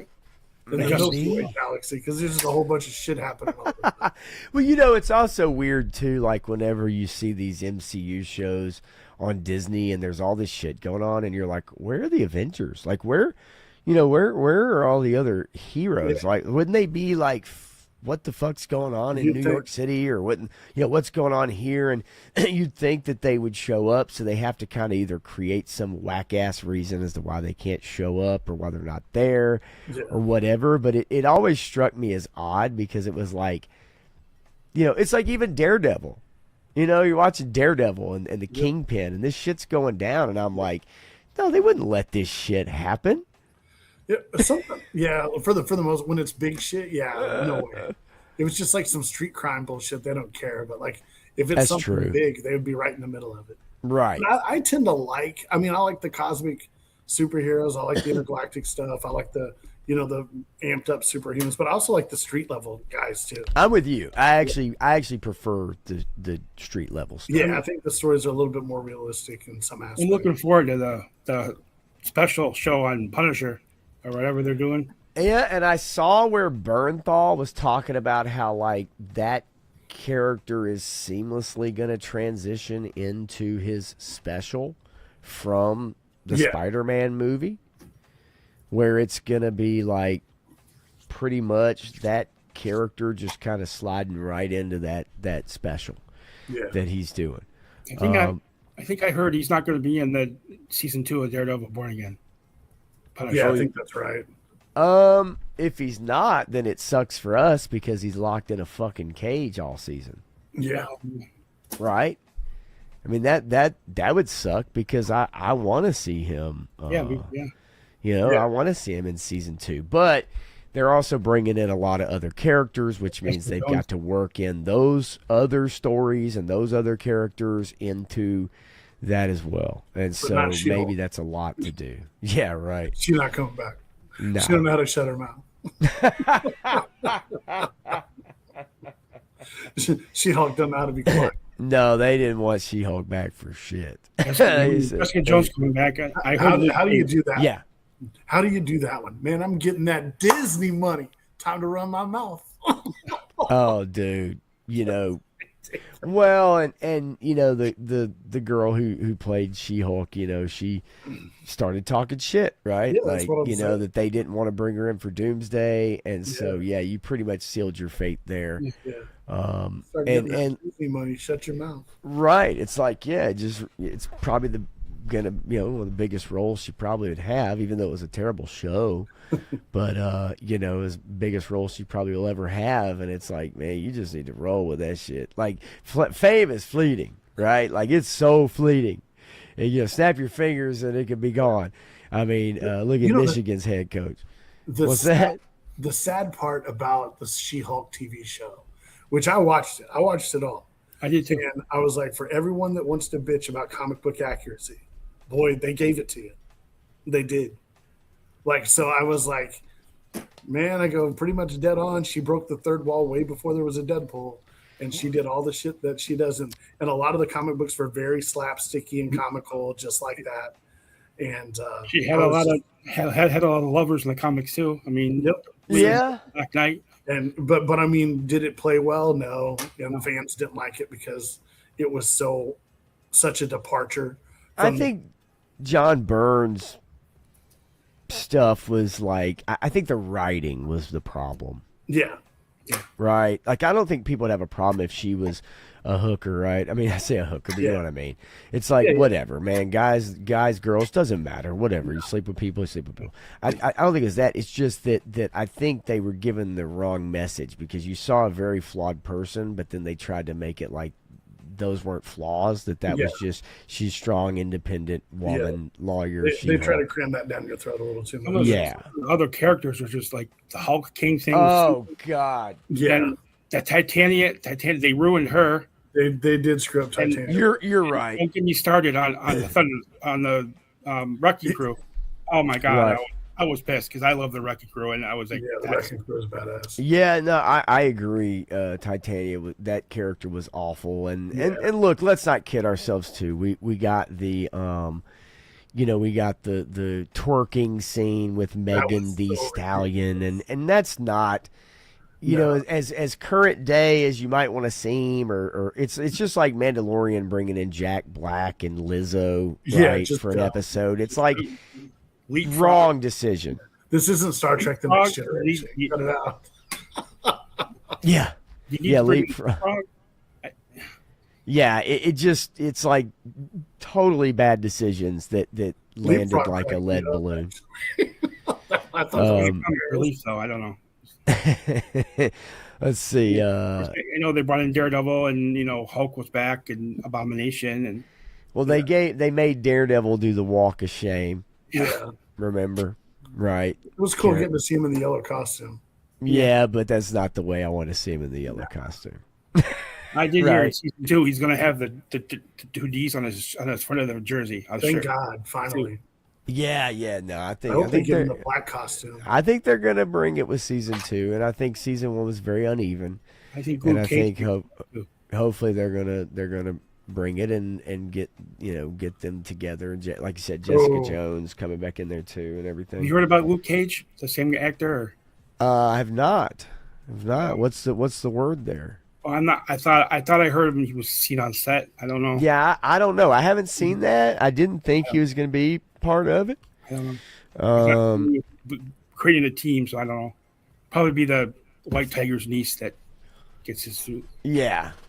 Shane, it's the old Rock saying, shut your mouth and know your role. Yeah, we're talking about the actress for Tatiana Maslany, talking about the She-Hulk actress. Yeah, for sure. Clint, be quiet. I got to tell you, that is a fascinating story to me, that you have a guy that is a head coach of a major college football program. He's married. He has 3 daughters. And he has an assistant that he ends up banging on the side. And she decides to go to the administration with the information after he gave her a $55,000 raise from the last 2 years to this year. She was making like 50 grand or something like this, like 50 grand. She's making 50 grand a year. This past year, she got a raise up to 90 grand. She's banging the head coach. It's his assistant, and of course, it's this blonde chick. And she evidently, the relationship probably wasn't going the way she wanted it, and she took that info to the administrators. They fired him. Okay, and then he went to her house with a knife, broke in to her house. Oh yeah, and he's been charged. He was bonded out today. He's been charged with felony. He's been charged with stalking, felony, like breaking and entering or something like that. Stalking and some other charge. And this guy went from being the coach of the Michigan Wolverines 2 days ago to being a possible convicted felon. Is he friends with OJ? No, he's not friends with OJ, but may very well have the same tendencies. He had twin daughters that are like a year old at home. Beautiful wife too. But hey, it's that Instagram model, right? Your assistant. Really? Look, guys, if you're married and you get a fucking assistant, make sure that bitch looks like Mrs. Garrett from The Facts of Life. Yeah, like the Arnold Schwarzenegger's baby's mama, the housekeeper. Ben Affleck. Nobody ever gonna believe that. Or Ben Affleck's nanny. I mean, seriously, like, don't go out and get, the finest blonde Instagram model that you can get. Okay, you know what I mean? Like, look here, I'll show you guys just to bring it up, because why the fuck not? Guys, seriously, don't do it. Don't do it. Got him a snow bunny. And oh my God, look at they AI'd this thing. You remember that Coldplay concert? Yeah, that's great. Oh my God, just don't do it. This is his wife right here in this photo here. Oh, for real? That's his wife. Oh, bro, okay. What were you thinking? Yep, that's his wife, and this is the girl that he was his assistant. She's emotionally vulnerable right now. There you go, Somebody needs to get guys. to Michigan Again, stat. Mrs. fucking Garrett, guys. If you have an assistant, it's either a dude and you're straight or Mrs. Garrett, all right? Yeah. Don't go here because you know that shit. You're a guy. You can't help yourself. It's fun. I got to go to Michigan anyway. Oh, God bless Gotta go. America. I mean, it's Can't wait for just... Punk's Okay, show on Shay. Monday. How did he catch that? It's called money and power. Money and Probably was power. begging him to get the job. And as Clint says, he also was DMing OnlyFans models during games. That's all. Like, I mean, again, the head coach of the Michigan Wolverines Big to possibly being a convicted felon. ridiculous. People are crazy, man. People are crazy. You're right. Look, the shit that happens in the dark eventually will come out in the light. Always. You always get caught. Especially if you're in a place of power or money. You always Yes. get caught.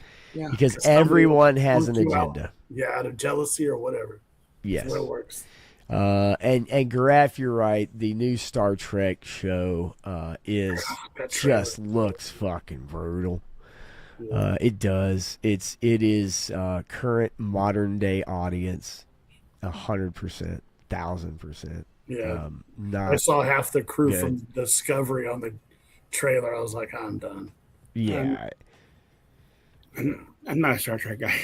I mean, look, I like the Next Generation, but I'm also not a huge Star Trek person. I liked the original growing up, but I wasn't like, oh my God, I got to catch all the time. But the Yeah. Next Generation grew on me. My buddy, one of my best friends at the time, and we were roommates for a while.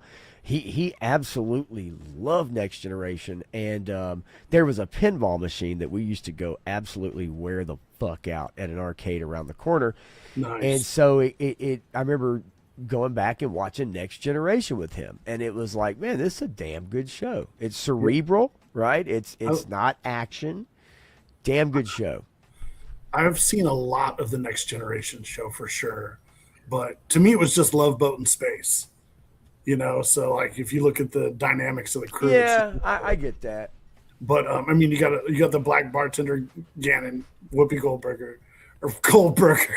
You've got Data is like comic relief. Like Yeah. I mean, you got the Doctor. All the same players are there. Yeah. But I mean, I enjoyed Star Trek Generation, but I like DS9 a lot. Like I Okay. like DS9 a lot, mostly because of Avery Brooks, probably because I think that dude's he's badass. Yeah, no, I look. I think after Next Generation, they had a lot of steam. I think that there were it brought people in, and I think that definitely helped that show. With Deep Space. I think it definitely helped, and they were kind of hitting home run after home run. Like they kind of got a good stride there, making quality shows. Star Trek is just. I mean, it's on life support, man. It's to me, it's like Doctor Who. If you were a Doctor Who fan, you've had to have been disappointed as fuck recently. And if you're a Star Trek fan, I just don't know how you can still be on board. No, I agree. Right. The new one, the Strange New Worlds, I liked it. The first 2 seasons I saw of it, I liked, but the rest of it I haven't really liked at all. Yeah, I can tell you, Picard season 3 is the only season you good. need to watch. The first 2 seasons bullshit. Yeah, horrible. Yeah, dog shit. The third one, I actually thoroughly enjoyed that, and I felt like that was a great picking up and ending point for that. Yeah. Garaf, I get you, man. Let's get back to the blonde and the hot wife. I did see what was the Chris Pine Star Trek when Nimoy was in it? When Nimoy came back, it was too. Maybe What The Search for J.J. Spock? Abrams movies. No, the J.J. Abrams. Oh yeah. Yeah, I enjoyed those. That was I saw the one with Leonard Nimoy in it. That was pretty decent. Definitely did a clever way of starting a new timeline. I thought that was. Yeah, Clever I went way. to see the first 2 at the movies. I didn't like the third one. I did not either, but the Okay, first excuse one I thought was fine. The second one I liked okay, but I could definitely tell by the end of the second one that there was almost kind of this diminishing returns. I'm like, I don't know where they go with this. I don't know what, and there's some, some stuff in there with it, with Khan and all that kind of stuff.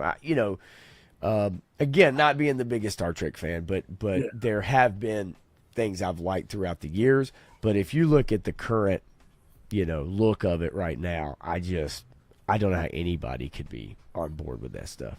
Like, it looks fucking terrible. I have a bit of trivia. The actor that played Chekhov in the original series, Walter Koenig? Yeah. His son was on Growing Pains. Really? Remember the show Growing Pains? Yeah. Oh, yeah. He played Boner on Growing Pains. Oh, shit. That's Chekhov's son. Oh, fucking Boner. I remember those. Yeah, that's hilarious. That's funny. No, I did not know that, actually. Yeah. No, I had no idea. That's pretty funny. Good old Boner. Growing Pain. That was a good show. That's the one with Sandy Duncan, right? No. No, that was that was Valerie Harper's show after she left. Oh, okay. Yeah. And it's Alan Thicke. Alan Thicke, Kirk Cameron. Yep. Kirk Leonardo Cameron. DiCaprio before he became famous. Yeah. And Jason Bateman was on there too. Yeah, that was Valerie Harper's show. Or was that Valerie? Yeah, Valerie Harper. Was it Hogan something? Yeah. When Valerie Harper left the show because of contract, they killed her off, brought in Sandy Duncan, and they changed it to the Hogan family. This dude got the whole history of the show covered. Hell yeah, he breaking that shit down. Jetman, ultra fan. Hell yeah. Love it. Yeah. Let's see here. I will search the trades and see if there's anything interesting that jumps out at us. Did any of you guys watch any of the video game awards or any of that shit last night? Did you see any of that stuff? I saw the pod racer thing I sent to you, which I thought looked pretty cool. The Star Wars racing. I didn't really watch. I game. saw like 2 or 3 clips from the whole thing. That was it. Yeah. I had shit to do. I was in the hotel this morning and I was looking at it. It's I love video games, but I honestly hate the state of video games. It takes like fucking 5 to 8, 10 years to make something. Like when we used to be able to get like sequels and games out pretty quick, and now it takes so long. It will be okay. Huge Fallout fan. Okay, Fallout 4 came out in 2015. It's probably going to be like 2035, 2032 before a new Fallout game is out. Well, doesn't the new series start this week? Yeah, I can't wait. I actually do. I do like it. I know it has problems for people, but again, I'll let my fandom get in the way of common sense, I guess. You guys going to do an after the show discussion? I would like to. Matthew hates it. He hates the show. I'll do it. Yeah, you think it's terrible. If you want to watch it, I'm more than glad to do one with you. Party and then go like I like it. I think it's fun. I think the game. I know there's issues where people say, well, you could just explain everything away with the game and say, well, the game's goofy. You can heal yourself. You can do whatever. That's how you can do the. I get all that. Like I really do. But I honestly, I do think it's one of the better things that they've put out in a while. I thought it was incredible. And I liked it. So yeah, I mean, yeah, if you're up for doing that, I mean, I'm definitely down. That'd be man. fun. Give me something to do. The only video game I ever played was Madden, and I'm even sick of that now. So, Which one? Madden. Oh yeah, no, dude, I dropped off of Madden in like 2007. My Xbox is locked up in the cupboard, and I can't play video games and collect at the same time. Well, I've been playing the Super Metroid, Super Castlevania the last few days on the Switch. Dude, I played the Super Metroid on the Switch all the time. I love that game. Dude, fuck, I'm telling you, man, Metroid like game is so good. That shit holds up. Like it still holds up. Because here's the thing, I think they've forgotten this. This is the big thing that I think a lot of the developers have forgotten. You don't have to have the most realistic graphics to make a good game. Gameplay, man. Exactly. You need good gameplay. And and they're making everything with Unreal Engine 5 right now. And the problem is that it just doesn't perform well. And so you're getting a lot of games that chug and they just fucking like have frame rate issues. And it's like, yeah, okay, there's great shadows and there's great lighting and all that. Yeah, for sure. But like for me, I'm like, no, the game needs to play well. And if it doesn't have great game, I don't want to watch a fucking movie. Yeah, neither do I. And play a video game, right? And it's like most games now, it's like watching a damn movie. Yeah. And Clint, it's kind of funny you mentioned this, longer to do a game than a movie. Yeah, but I think part of it is, they're making games into mini movies, and it's like we don't need all that shit.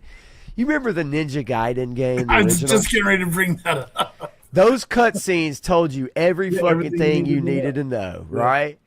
And it's like, dude, like I don't need all this fucking cuts. It's like the Sony shit, the God of War and the Last of Us and all that stuff. I mean, it truly is. There's like 3 hours of cutscenes. Yeah, and I'm cool with playing those games. Those are fine. But like you said, it's like, get on with it. It's like, damn. Yeah. I hate the ones where you have to keep watching the cutscenes before you go back to playing.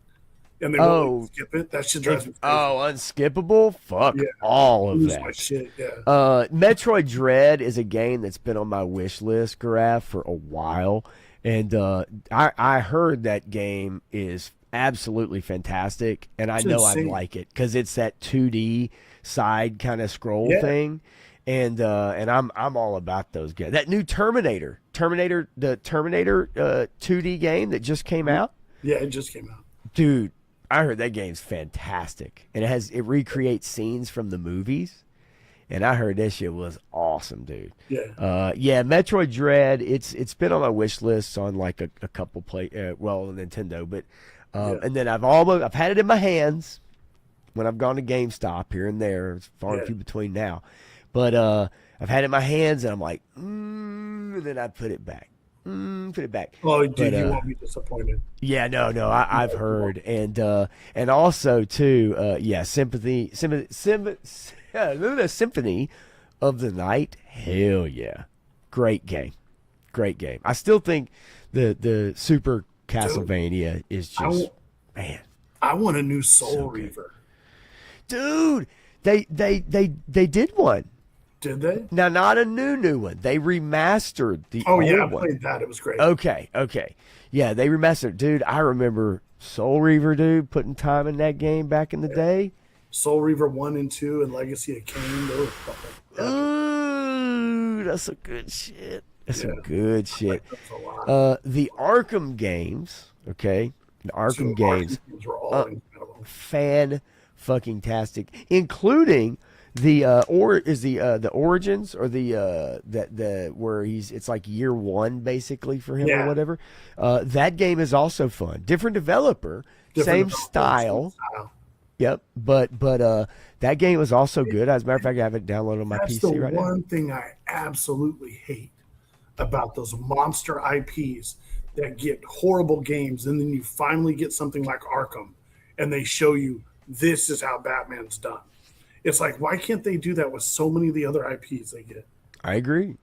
They nailed it with that. They nailed the they did. The setting, they nailed the theme, they nailed the characters, right? Even the gameplay is amazing in those Arkham games. I agree. I'll tell you, Shane, beware of the Wolverine game because it looks like another it looks like dog shit. Sony slop game of God of War, over the shoulder, third person. I've watched a lot about that game. I've watched a lot of footage about that game, and I'm not sold yet. Now they're supposed to be having a Captain America game coming out, which is directed by Amy Hennig. And if you know who Amy Hennig is, she's the one that did the original Drake's Uncharted, Drake's Fortune. And kicked off that. She was part of the let's see, not Mass Effect. It was those great games, Star Wars. I kind of laughed when those Star Wars trailers came out. Oh yeah, because I was just like, won't see that game for 10 years. Nope. If at all. No, not at all. Because you remember Star Wars Eclipse? Did you remember that one? Oh yeah, it never even came out. Made by the They same buried people shit. that did Detroit Become Human and Heavy Rain. And it's like, yeah, that shit's never coming. That's a glorified tech demo. That's all it is. Yeah, that's all it is. Yeah, totally. But yeah, the Arkham. I mean, I would love to have another. I will tell you this: there's a VR game that I have on the Quest, and it's a Batman VR game, and it is like it's from the Arkham, Yeah. and you in the combat and the way you do it, even in VR, is like you float around from enemy to enemy in that way, and it's actually pretty fucking cool, dude. That's wild. It's a fun game. And it's not extremely short either, which I appreciate. I need a VR game that is like a good 20, 30 hour experience. Yeah, I played that Darth Vader one. It was pretty cool. Yeah, kind of cool. A little janky because you could just hold the thing up and do like this. You could go to his face. But like if they made a full on 30, 40 hour VR experience, I'd be all in on that. I love VR. I think it's fantastic. That's dude. cool. I really do. Did you guys ever play the Force Unleashed games? Oh yeah. Yeah. The first one in particular. First one I thought was the first one. fantastic. Yeah, that first Force Unleashed was kind of being able to use the Force like that and sling stormtroopers across the fucking screen and stuff. Dude, that was Talk about awesome. massively overpowered. It was. I remember the trailer. Do you remember the trailer that came out where he stops a Star Destroyer? Yeah. You remember that shit? And everybody was like, "What?" Yeah. What is Rip the happening? TIE fighter off the wall and throw it across it. I was like, Yeah. Oh my god. I do kind of miss those. I do miss those, like E3 from like 2004 ish. yeah, some of them were wild. You know, back in that time, and game reveals and just the state of the industry, and I think right now I think you know what I thought about this earlier today. I think because it's become such big business is the reason why these games take so long and why these companies are very risk averse now. Just like Hollywood, I think because of the amount of money involved in developing a game, I think that's why it takes 8 years, right? 9 years, 7 years, 10 years. Because like they're spending hundreds of millions of dollars on these games. Yeah. And that's why everybody's going for the multiplayer, always online thing, like the revenue stream that constantly comes in because, Dude, you know, I still know people playing Red Dead Redemption. oh, dude, I just downloaded the remastered version yesterday. It's crazy. Such an incredible game, too. Absolutely, but think about it. If you spend $200 million developing a single-player game that sells 6 million copies at $50-$60 a pop, you know what I mean? The video game industry is more powerful than the fucking movie industry. Way more money. Way more. Way more money, but that's what I mean. I think because of the success. I mean, back in the early 2000s, it was still niche. It was becoming popular. X-Play, right? X-Play, G4 TV was Yeah, even that was making an entire machine on its own. I can't believe they ended Yes. up getting bought out and killed. But I mean, you know, like that brought it even more so. But I think at that time, like you're talking about the GameCube, you know what I mean? The original Xbox, or maybe the 360, right? So it's like, but at this point now, because there's so much money involved, everything moves at a snail's pace. And it's worse for us as gamers to get games because the production's not there. And then you spend 8 or 9 years making something and it comes out and it sucks. Yeah. Then guess what happens to that studio? Yeah. Done. You shut down, Yeah. right? You know, Microsoft's bought them all up, Sony's bought them all up, and then even when they have a success, they still shut them down.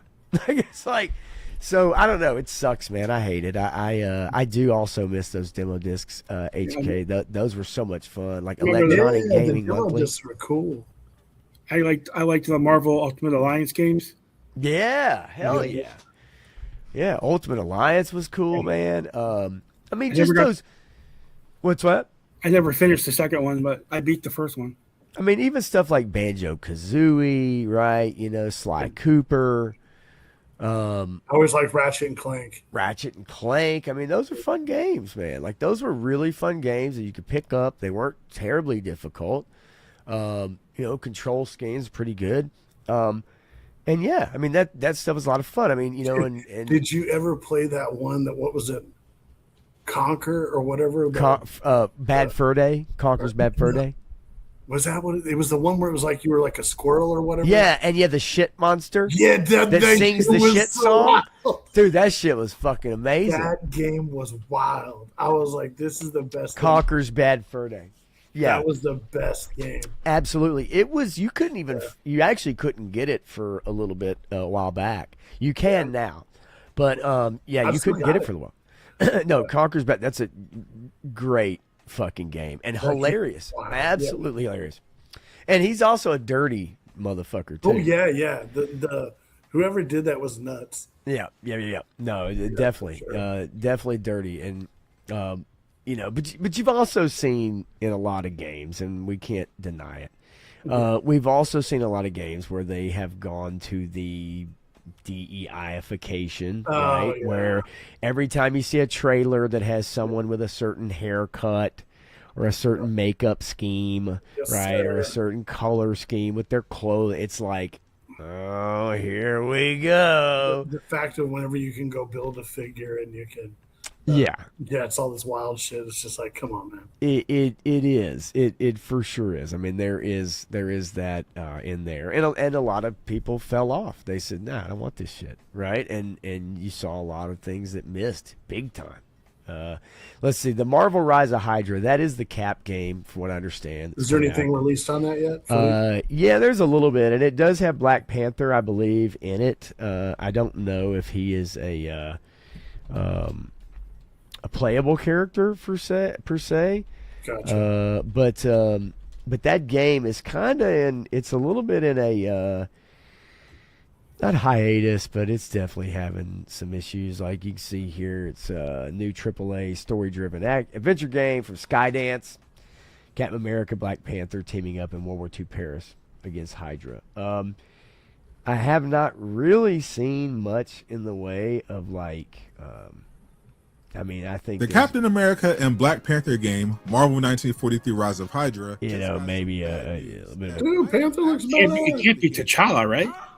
What did you direct? A little bit of a trailer. It was an unexpectedly massive day for gaming news. That will impact yeah, I mean, what does that have to do with the fucking game? You know what I mean? It's like, okay, fine. Right? Well, that dude turned around, putting his wave cap on, about died. Right. All right, let's see here. Let's see. My bad. Meant to share this tab for you guys. So, and actually, here, hang on. I'll just find the trailer for it on YouTube. We'll see if we can find it. Rise of Hydra, is that what it's called? Yeah, love me some Hydra. Yeah, I know, right? Okay, here you go. So here's the trailer. They're combing the streets. Searching house to house. If they arrest you two, they will take you to their headquarters, and you will not return.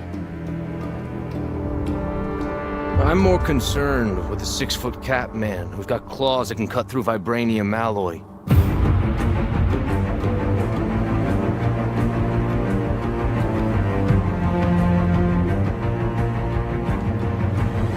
By my count, that makes 2 super soldiers loose in Paris.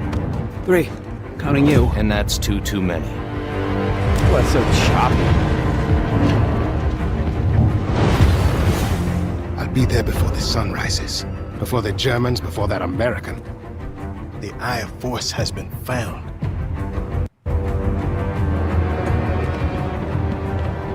Please, just stick to the rooftops. Be careful, Stanboisami. When am I not?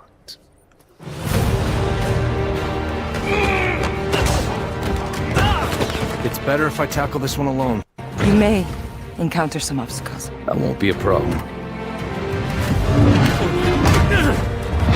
Our cat friend is definitely here too. By the look of things, he's not very far ahead. The American boy is right on your heels. Who the hell are you? If you wanted us dead, we'd be dead. So what do you want? Answers. That's far enough! Stay out of my way! Stand aside! I do not take orders from anyone! I don't have time for this. Neither do I.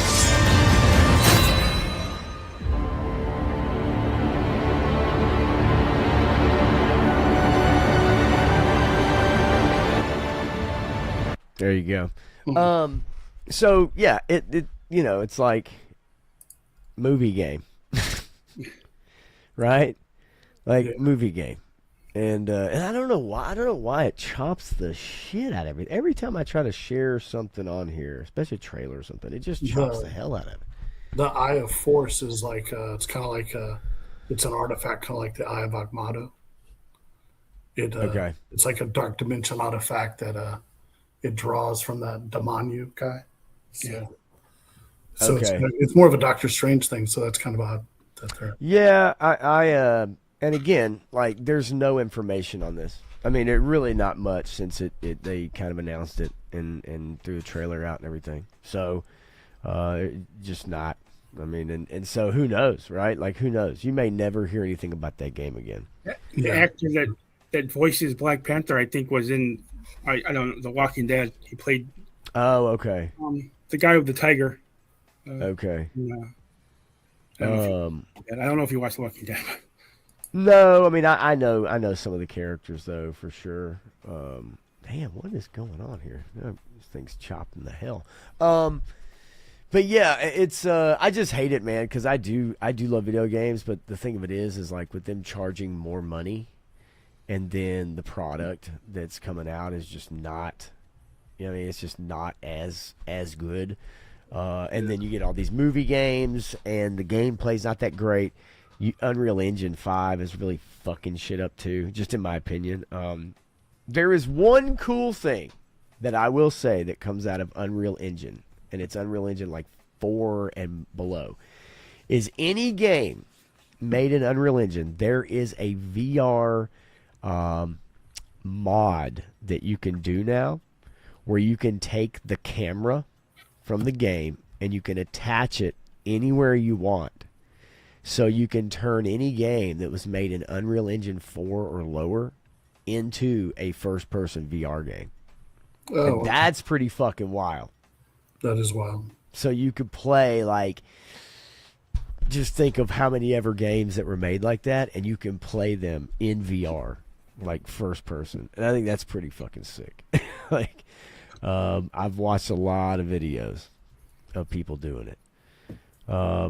That's cool. Yeah. Pop, I got a question for you. Yeah, man. You think during the Super Bowl we'll see a Doomsday trailer or teaser trailer?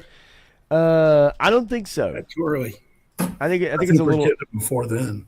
I don't know. I don't know that we will. I think, man, if they do a trailer, the Super Bowl or the national championship game maybe would be kind of the perfect time to do it. But I still think it's just a little early. You're talking about next December.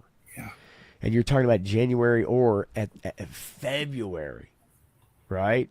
And that's just a little early to put out a trailer, I think, in my opinion. But I it could be wrong. But when does Brand New Day come out? After? No, it's next summer. Oh, next summer. I think Brand New Day comes out in 2026 next summer. Almost positive, because the Punisher special. Yeah, is next year. It says that the first Doomsday trailer is going to release with Fire and Ash. Oh, is it? Yep, 1 minute. Well, then trailer. Well, when is Fire and Ash is already out? The 19th. Okay, so coming up next week.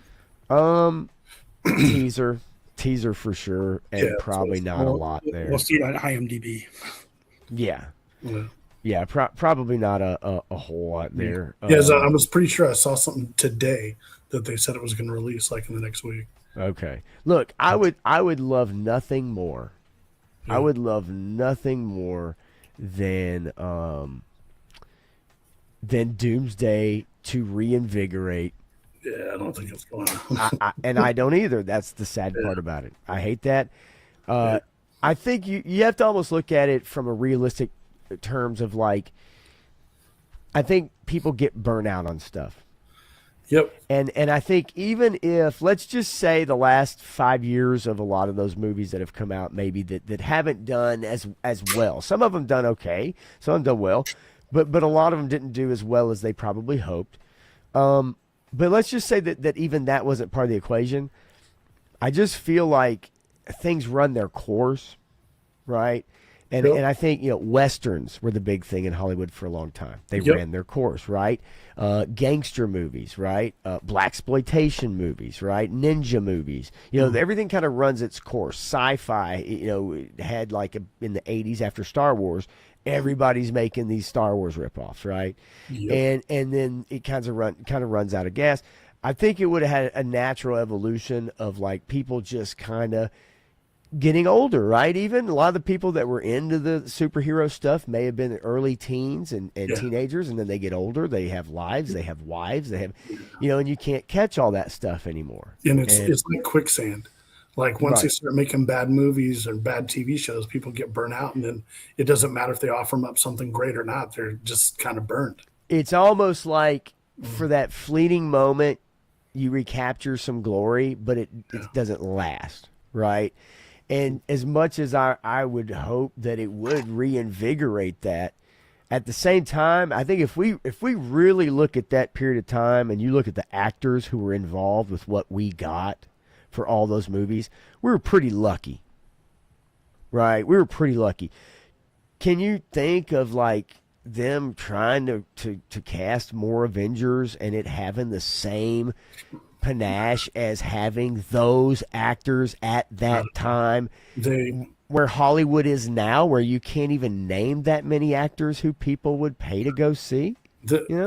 In my opinion, like from a comic book perspective and as a movie perspective, if they had ended with Endgame and then moved into the street level guys like Ghost Rider and Blade and even done the Spider-Man and Morbius, if they had moved into more the Midnight Suns and the street level and saved the big comic book stuff till later, and then instead of coming back with this Doomsday and Fantastic Four and all that, they'd have moved into the X-Men, they'd have been fine. Yeah. I think they're a little too late pulling the trigger on X-Men. Yep. And that's a shame. Yep, it is. I think that... they've had plenty of time to start. They could have literally started just how they did the Avengers. Each character getting its own movie building up. I also think that the invention of Disney Plus and their thinking that was going to be their ticket, right, to like sustainability when it hasn't made money. I think that was their it hasn't made money. And all the money they spent on all these properties and Disney Plus is not profitable. And I think they really went all in because everybody went all in, right? Tech, it just is what it is. And I think that it just did not, it hasn't been a good thing for them. And now you're talking about trying to get people back to the theaters when you've lost that magic. It sucks. I mean, look, I hope those movies are good because I want them to be good. I don't want them to be bad. But I don't think they're going to get the imagination of everybody like those first 10 plus years, right? And it sucks what they've done to the movie theaters because people just want to stream, or they know if they just wait another month or two, it'll be on to stream. It's just they've ruined it. And you've got Netflix now talking about that they're gonna shorten the times from movie releases to streaming, which is a terrible idea if you're. For theaters. So now it's like if Netflix is able to purchase WB, then what they put out, they're not going to put it out for as long. And you're right. People are just they're going to wait. Or like if Netflix was crazy and they decided to start doing like, instead of AMC's, they started doing Netflix series like theaters. Right. And they've already proved their pay-per-view model and doing with the Tyson fight. What if they started putting all the live events into the movie theaters and everything? I think this Stranger Things on Christmas with the last episode, which is 2.5 hours. I'm so pissed about that. Like, you have no idea. You talking about just the show in general? Just the fact that they make us wait this long. It's stupid. And then they go, hold up, we're going to give you 4 episodes and then make you wait some more. It's like, you asshole. Yeah, I don't. The first 4 weren't that good, was it? They weren't. No, they weren't that good. And on top of that, it's like if you don't do it weekly, then guess what happens? Yeah. Everybody talks about it for a weekend. Yep, and then it's done. And that's it. And then come Christmas, they're going to re-release the shit. Everybody's going to talk about it for a weekend. Yep. Yes, some people are going to go to the theater to see it, and that's it. It's over. The weekly model by far is the best. I still don't understand why they don't stretch this shit out and maximize the viewing potential. Somebody will sign up for the service for 1 month, well, Amazon, and then cancel. Yeah. So yeah, that's true. But I don't understand it. Plus, all the kids are in their 20s. Oh yeah, Stranger Things. Yeah, no, it's hard. I think Bobby for Brown just had a kid. I think for us because you know who she's married to? Bon Jovi's son. John Bon Jovi's. Yeah. That's pretty wild. I mean, and the the rich get richer. It's a self-fulfilling prophecy. Now the thing is for me is that I think at like the age I am, and when the show started, it's like you think about riding your bike, and you think about E.T., and you think about like in your neighbor, whatever it was that you were doing in the 80s, and it brings back all those nostalgic feelings. But here we are, it's 10 years, and it's like those feelings are not there now for those kids, right? Too long. So it's completely gone. So that fuzzy feeling that I had watching the kids and reminiscing about that stuff, it's like now I know it's not there at all. And now all I see are these characters who are fucking terrible. Did you see the picture of Danny DeVito? Like he's dressed like a little kid. It says the kids from Stranger Things series 4, and it's Danny DeVito, and he's like dressed like Will. What? I'll send it to you. It's hilarious. Hang on, I'm trying to find it. I just recently watched Reacher, and I love that show. Yeah, a lot of people really, really do love the Reacher show, and I think season 1, for the most part, I think everybody was really on board with. I think season 2 lost a few people. Yeah, I think season 2 did lose a few people, and then season 3, I think maybe people kind of jump back on the bandwagon a little bit. Is this the one you're talking about right here? I just sent it to you. It's not this one, is it? Yeah.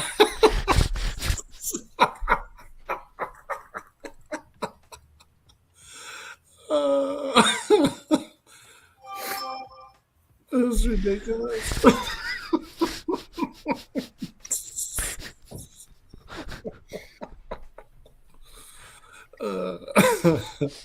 Will got the same at barber. Oh my god, that was great. Fucking Will Byers. Oh, Yeah. I wish I could get it to do. Oh god, that's awful. The only thing, Stranger Things that redrew it gave Winona Ryder a career again. Yeah, no doubt. Yeah, I mean that's true. She kind of had definitely been out of the loop, right? A bit. Oh, go ahead. No, you go ahead, man. And David Harbour probably got Black Widow because of Stranger Things, right?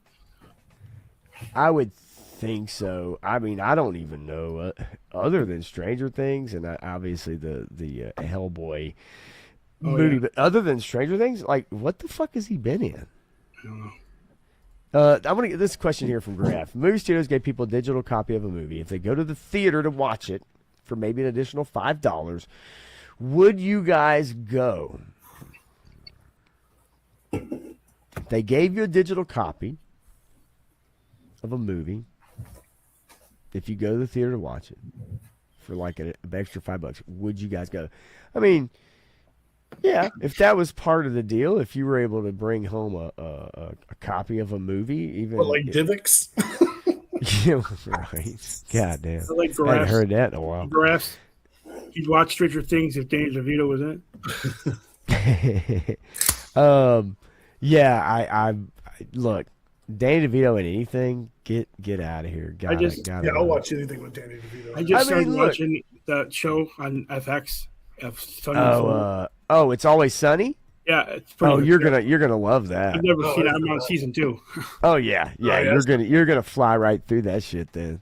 That's my favorite part about Always Sunny is they're all just pieces of shit. Yeah, they're all shit people. Yeah. Yeah, I don't know. I mean, if I could take home a copy of a movie that I went to, if I went to the theater and they gave me a copy of the movie, then yeah, of course that'd be an incentive. It costs too much, man. It's like going to a fucking concert now. Yeah. Like you can't go to a fucking concert for a reasonable price. You can't go to a football game for a reasonable price. You can't go to a movie for a reasonable price. I mean, I do everything I can to go to matinees and go to the cheapest possible version I can get. I watch it in 2D. I don't go to 3D. I did one movie in that 4D shit, and it was the with the wind and all that. I took my son to go see Jaws when it was out, and that's how we saw it. You don't have that shit? No, we don't have that here. Oh shit! I mean, it's We've got fun. the largest Alamo in the country, and we don't have right. Yeah, it's fun, but it's it is expensive, but it is fun. I don't know, with the right movie, I could see where that all those effects and the wind and your seat rocking and all that could really have a good time. But it's a little jarring. I'm not gonna lie. You got one in Nashville though? Yeah, we got fucking 3 of them. Down next weekend. All right, bring it then. I'll come down. What do you want to go see? You want to go see fucking The Way We Were in 4DX? The Way We Were. The Way We Were in 4D.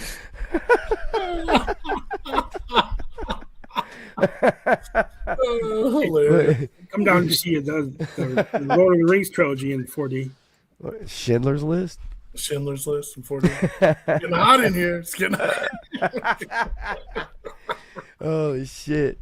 Yeah, I don't know. The right movie, it I think is really cool. And Jaws was fun because they spit water in your fucking face and shit. And you're like, you know what I think the 3D movies are awesome for, and that's the only thing I'll go is the cartoons. Okay, I'm good with that. I'll go watch. They're sure. It's because you can do it that way better because of the the first movie I saw in the new 3D was Dread, and the only time they hit the 3D is when they hit the slow-mo drug, and they hit 3D. That was cool as shit. What a cool way to use it. Most movies that a lot of times they put them out, they're not even filmed in 3D, and they're not filmed with 3D cameras, and so they create these moments in 3D. Yeah. But if they actually do take the time to film something with the cameras and everything, then it does turn out so much better. I went to see Alice in Wonderland. Remember that with Helena Bonham Carter and Johnny Depp? You remember those movies? I saw that shit in 3D. And it was fucking terrible. It was like the worst picture quality. It was so dark. You couldn't even really see everything. And it was fuzzy. And it was and I don't think they actually really filmed them with the right cameras. They just tried to make it 3D. Yeah. I can't. Post-processing. I know I saw something in 3D not too long ago, and I don't even, because I'll just go in and be like, I want this time, and they give me I don't even look and see whether it's 3D or what. I don't give a shit. I'm I'm going to watch the movie. But I watched something in 3D here not too long ago. I can't remember what it was, and I was just pissed off the whole time I was watching it. It really does have to be they've specially done it. I mean, but yeah, the 4DX or whatever it's called. It is fun, but it is jarring. I mean, those seats, dude, they fucking bounce you around, and you might not be ready for it in the moment, and then all of a sudden that shit leans your ass forward or sideways, and it's like being on a wooden roller coaster sometimes. It's not the most comfortable transition. That's all I'm gonna say. That's cool. Yeah, Guardians Volume 2, and did you see it that way? And I went to pay for it. I paid for it, and the guy handed me 3D glasses. Like, what? And I think, and I paid, and I didn't know I was 3D. Oh shit! I didn't wear the glasses. It didn't matter. I could see it. Really?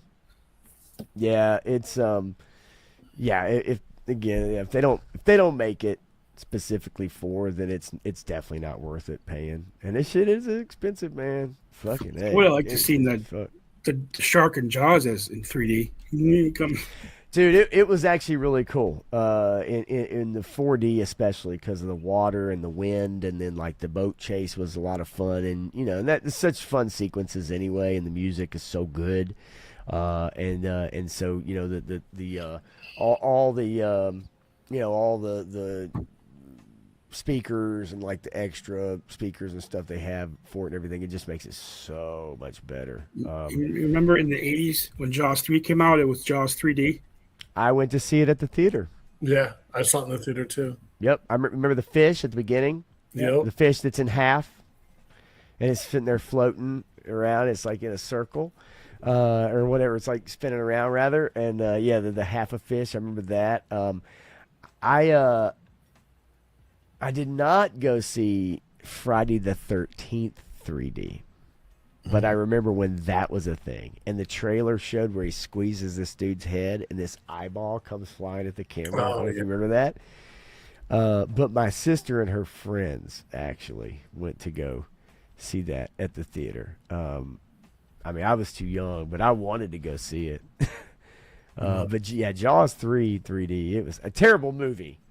But back then 3D, it was like, oh shit. Did you guys have a 3D TV? Did you get a 3D TV? I did. Yeah. You did? I had one for a long time. It was really cool, but it was also for like I said, cartoons.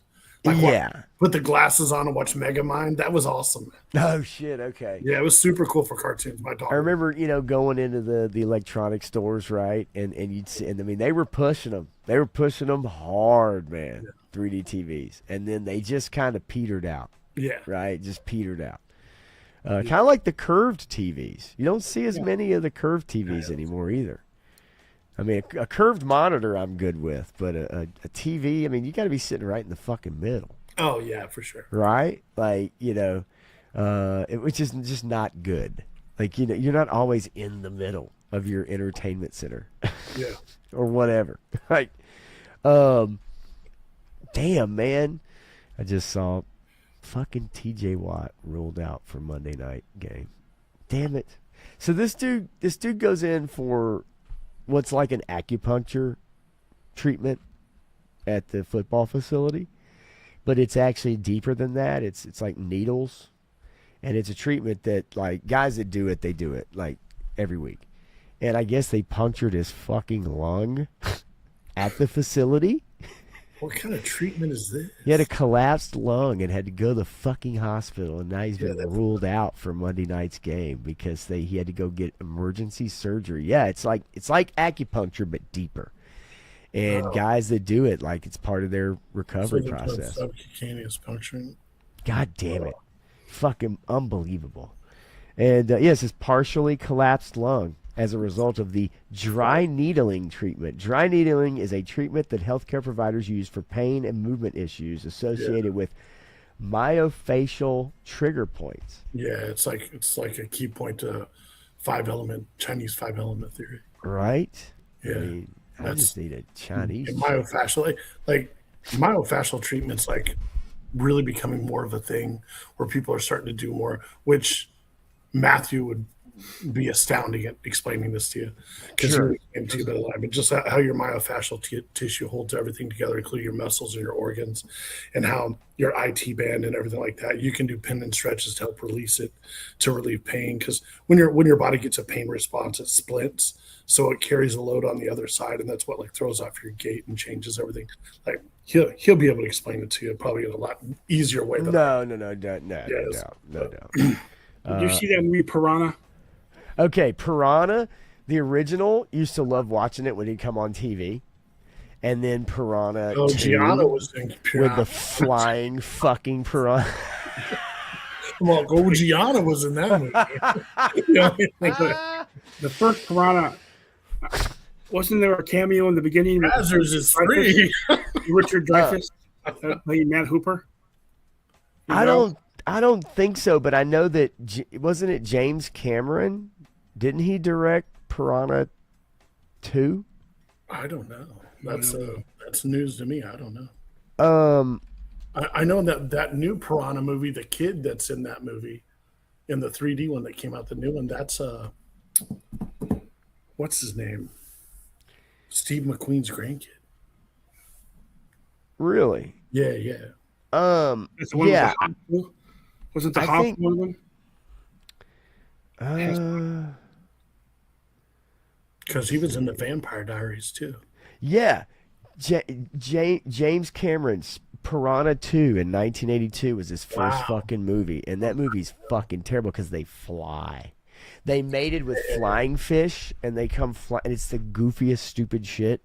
Yeah, I remember ever. when that came out, because what was the other one that came out around the same time? Was it Blood Beach? Oh shit! Was it Blood Beach? I don't know, but I do remember Orca, the killer whale. Orca was cool. Yeah. I remember that shit too.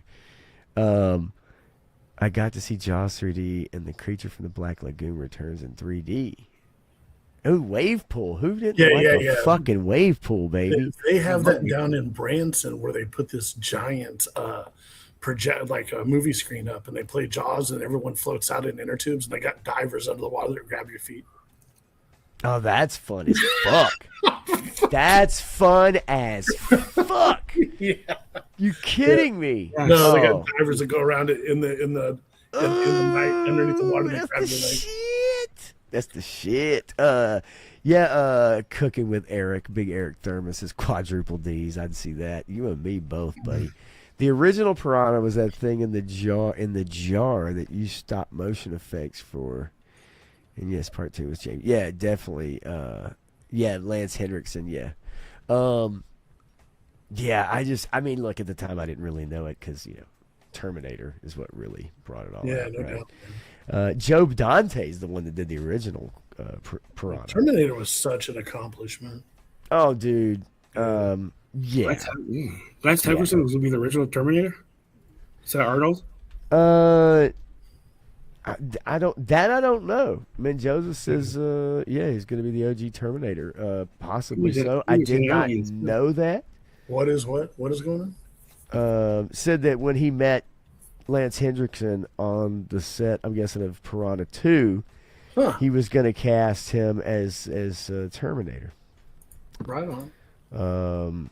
He was Bishop, wasn't he? In the Aliens? Yeah. That's what I thought. So I love that knife game he did in the movie Aliens. Oh yeah, that was always fucking cool, memorable as fuck. That's for sure. Sped up the film though. Definitely sped the film up for that scene. Let's see here. I was gonna show you the trailer for the Terminator Dark Fate video game. Why the fuck would they make a No, actually, no, not Dark Fate. It's the 2D. Oh yeah. I haven't seen a trailer. I knew that came out. Yeah. Let me see if I can. There was a Terminator Christmas comic book that came out today too, I think. Really? Or this week, yeah. All right, let's see if we can get this. Of course, it's probably gonna. Why in the world? I don't know. I don't know why it's super choppy. Like, I really don't. I don't get it. I don't know why it is, but we'll give it a shot. Anyway, so I think this is it right here.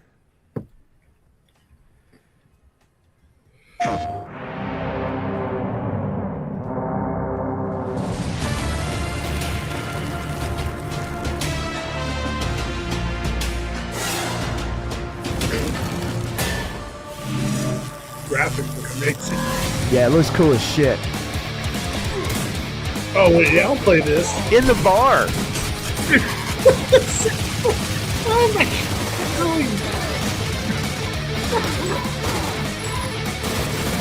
I'm playing this. This looks awesome. This looks badass.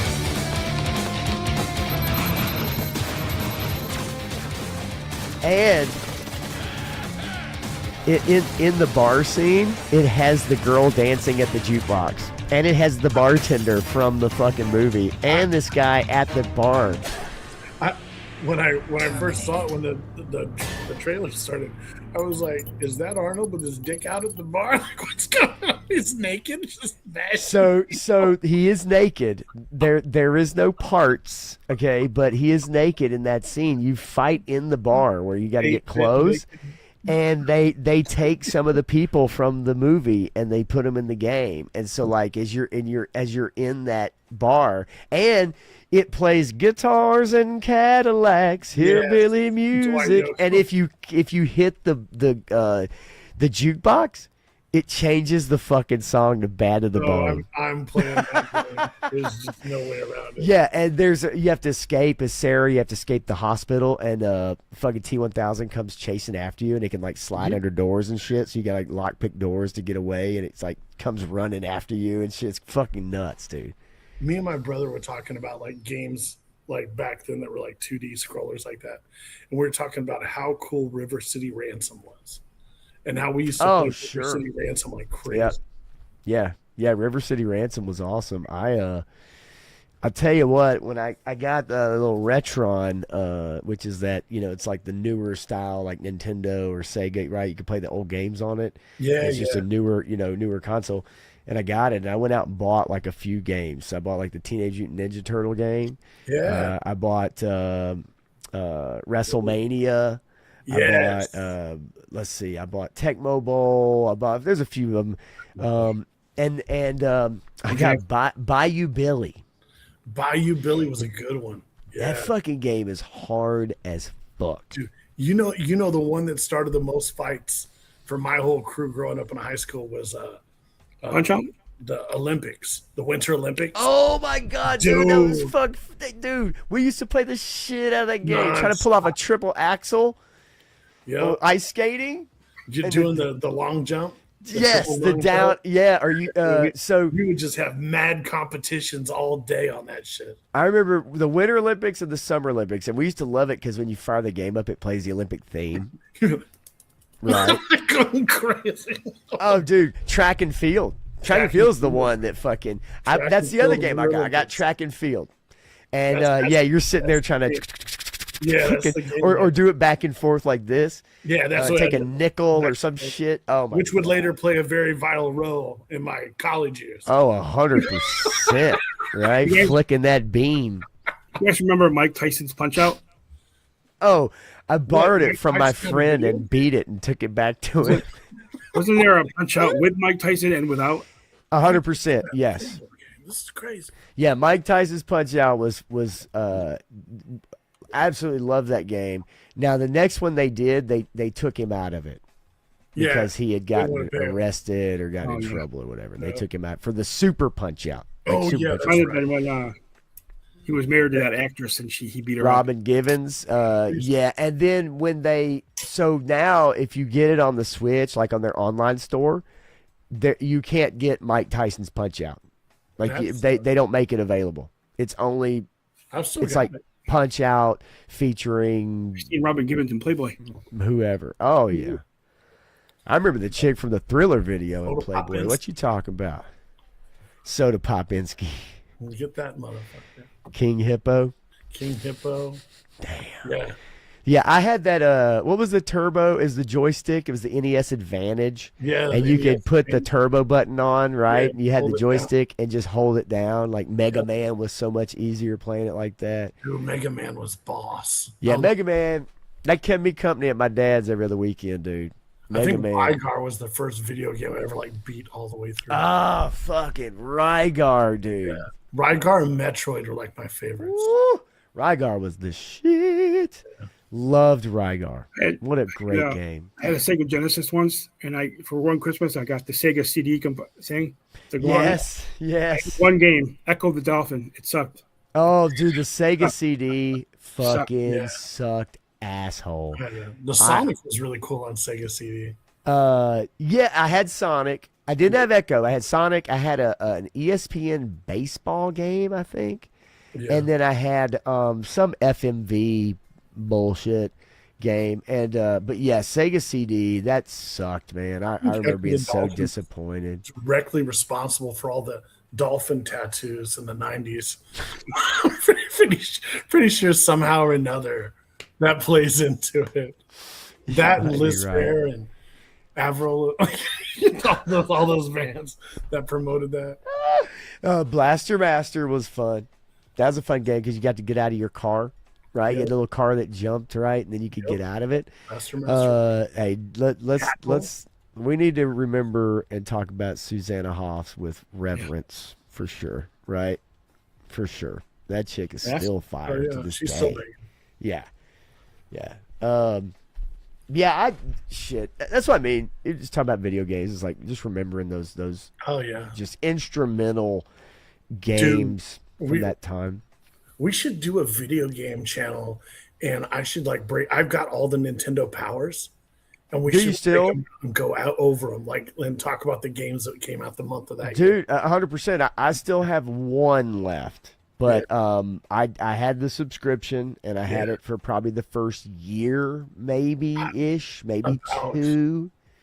4 or 5 years ago, I was at a garage sale, and this lady had all but 4 issues. And I was like, take them all.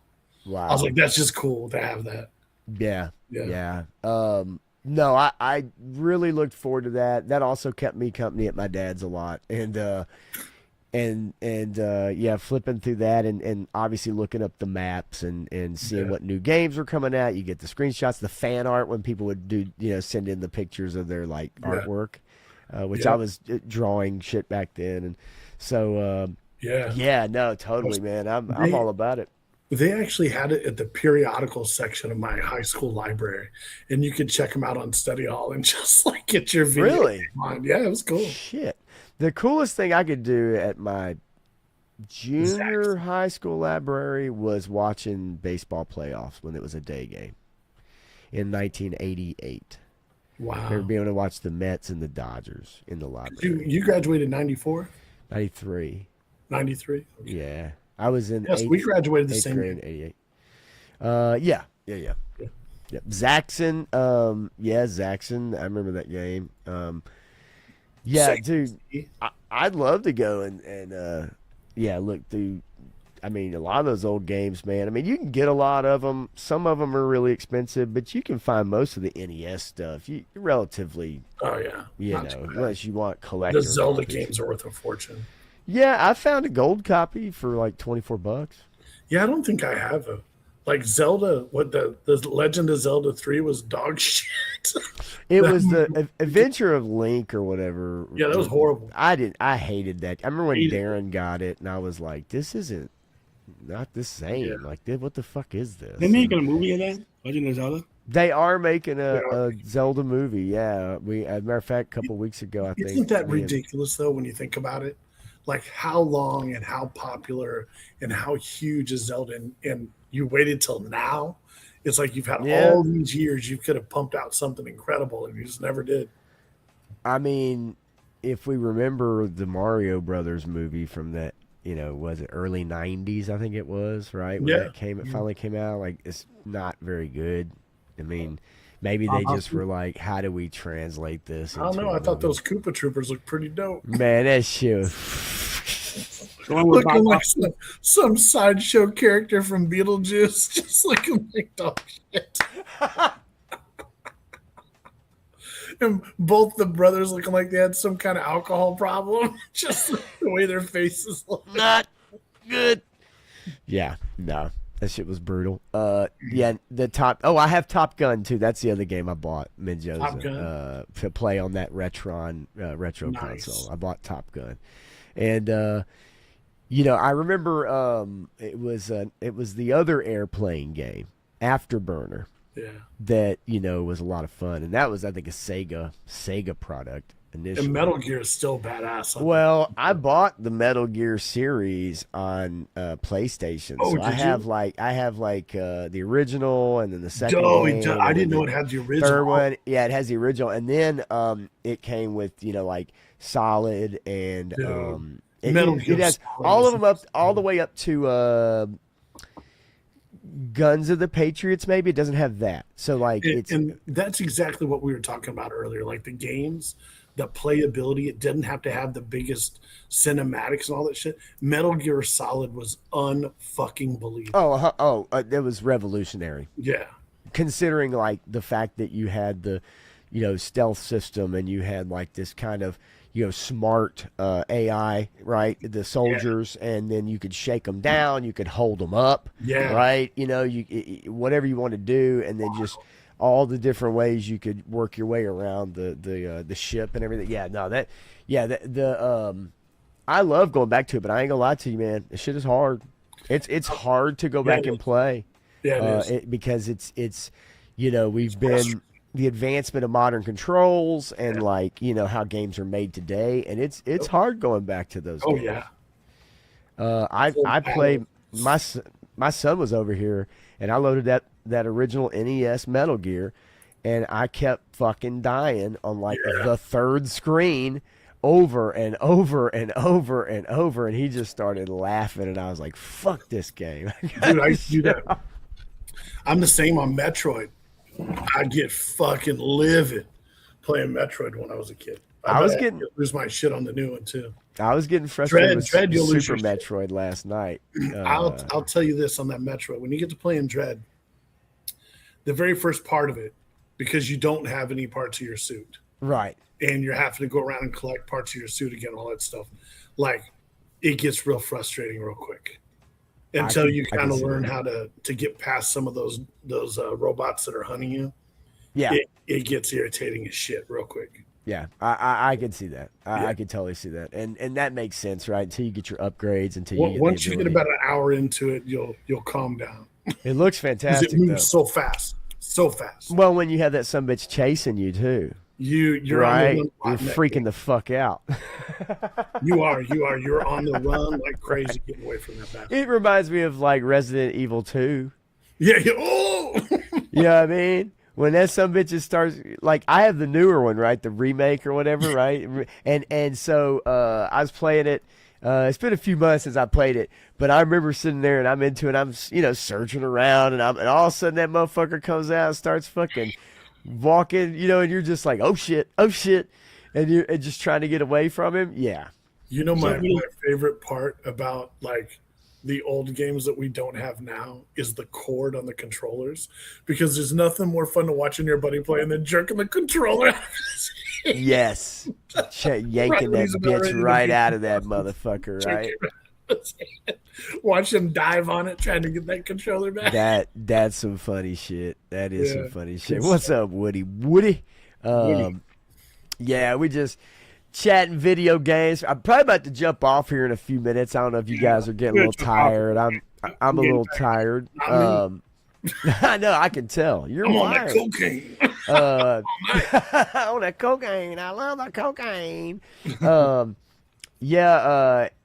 GI, whatever you need to do, man. If you need to hop off, you are all good, buddy. Yeah. Probably go for a few minutes and then maybe kind of wrap it up here. We've been on for about 2.5 or something. See you later, like guys. that. Take it easy, buddy. Thanks for hanging, bud. Bye-bye. Yeah, man. I mean, dude, I love to stream some games. I've watched people that do, and they're very entertaining. And that's the hard part about trying to play games and talk or try to be entertaining, is that it's it's fucking hard to do because you're trying to concentrate. You know what I mean? It's go for stretches where you don't say shit. Yeah. No, totally hilarious. So, but yeah, I'm the old gaming stuff because you come from a smaller town where there's not a whole lot to do, or a lot of people don't have cable or whatever. Back when the Nintendo came out, man, that's what you did. I remember all the bicycles out in the yard, and you knew all the kids were inside playing video games. That's literally what we did. Yeah, no, I mean I had the 4-way thing, so we could hook up 4 controllers and everybody jump into double dribble. I mean that one shot from the very top of the key you could sink. It was unmissable. Motherfucker be like Danny Ainge and Skate or Die. Yeah, Skate or Die on arcade was by far the best. The NES version was difficult because you didn't have the stick. To rotate the skateboard, the way you needed to. Of course, the arcade game, you'd have to sink, tons of quarters in that bitch because in B's it always catch your ass. I love Cobra Triangle too, man. That game was crazy. Yeah, it is from the it was the corner shot. Yeah, the top it was like the top corner shot at the top of the screen is what I meant to say. Yeah, that was the one that was like unmissable, dude. You do be falling out of bounds too. You be falling out of bounds backwards and you just drop that shit in. Yeah, I still love fucking. Actually, you know what? The other fucking I forgot. RBI Baseball and Double Dribble were two other games that I picked up when I got that Retron console. Yeah, RBI was good. And I loved RBI because it had my Mets team on it. It had like Strawberry and Gooden and all them fuckers. So that's why I really loved it. Yeah, Snake Rattle and Roll, Cobra Triangle was a jam. RC Pro-Am for sure. Oh, RC was the shit. And Excite Bike. Excite Bike. And then what was the one where you played as the chopper, the helicopter, and it was like you'd go around and you were like blowing up buildings and shit, like rescuing people, rescuing little soldiers. Was that That wasn't Jackal. That was Jackal was the Jeep. Jackal with a gun on the back. But there was a chopper game, and it was kind of a top down, and you'd fly around and like it was all direction, and you'd rescue little soldiers. Yeah, I and can't remember what it was. I played it a million times. I can't think of it. So somebody has made a yeah, dude, Ninja Gaiden, of course. Kung Fu was that game when you'd get killed. It had that laugh. The guy it would go. It had like some stupid laugh whenever you would die. Choplifter, maybe that was it. Now somebody has made a spiritual Command. Maybe it was. Look, I type in Cobra Command and it auto fills in Commander. Like Cobra Command Operation Wolf. Dude, yeah. Let's see, Cobra Command. I think it might have been Operation Wolf was more of a shooter, right? Like a arcade shooter. Let me see if I can find this top down heli game. Okay, Cleared Hot on Steam. I want to show you this shit. You got to check this shit out, dude.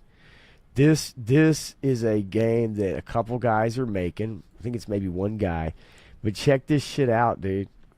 Like this is a spiritual successor. Oh, dude, yeah. And you get to fly all kinds of different helicopters. Tomahawk. Yeah, dude. Look, check it out. You have to pick up. You can sling vehicles and shit. You can sling soldiers across the fucking screen, but you also get to rescue guys, and you get to like carry, cargo, and there's all kinds of shit flying at you trying to take you out. Shit looks awesome, dude.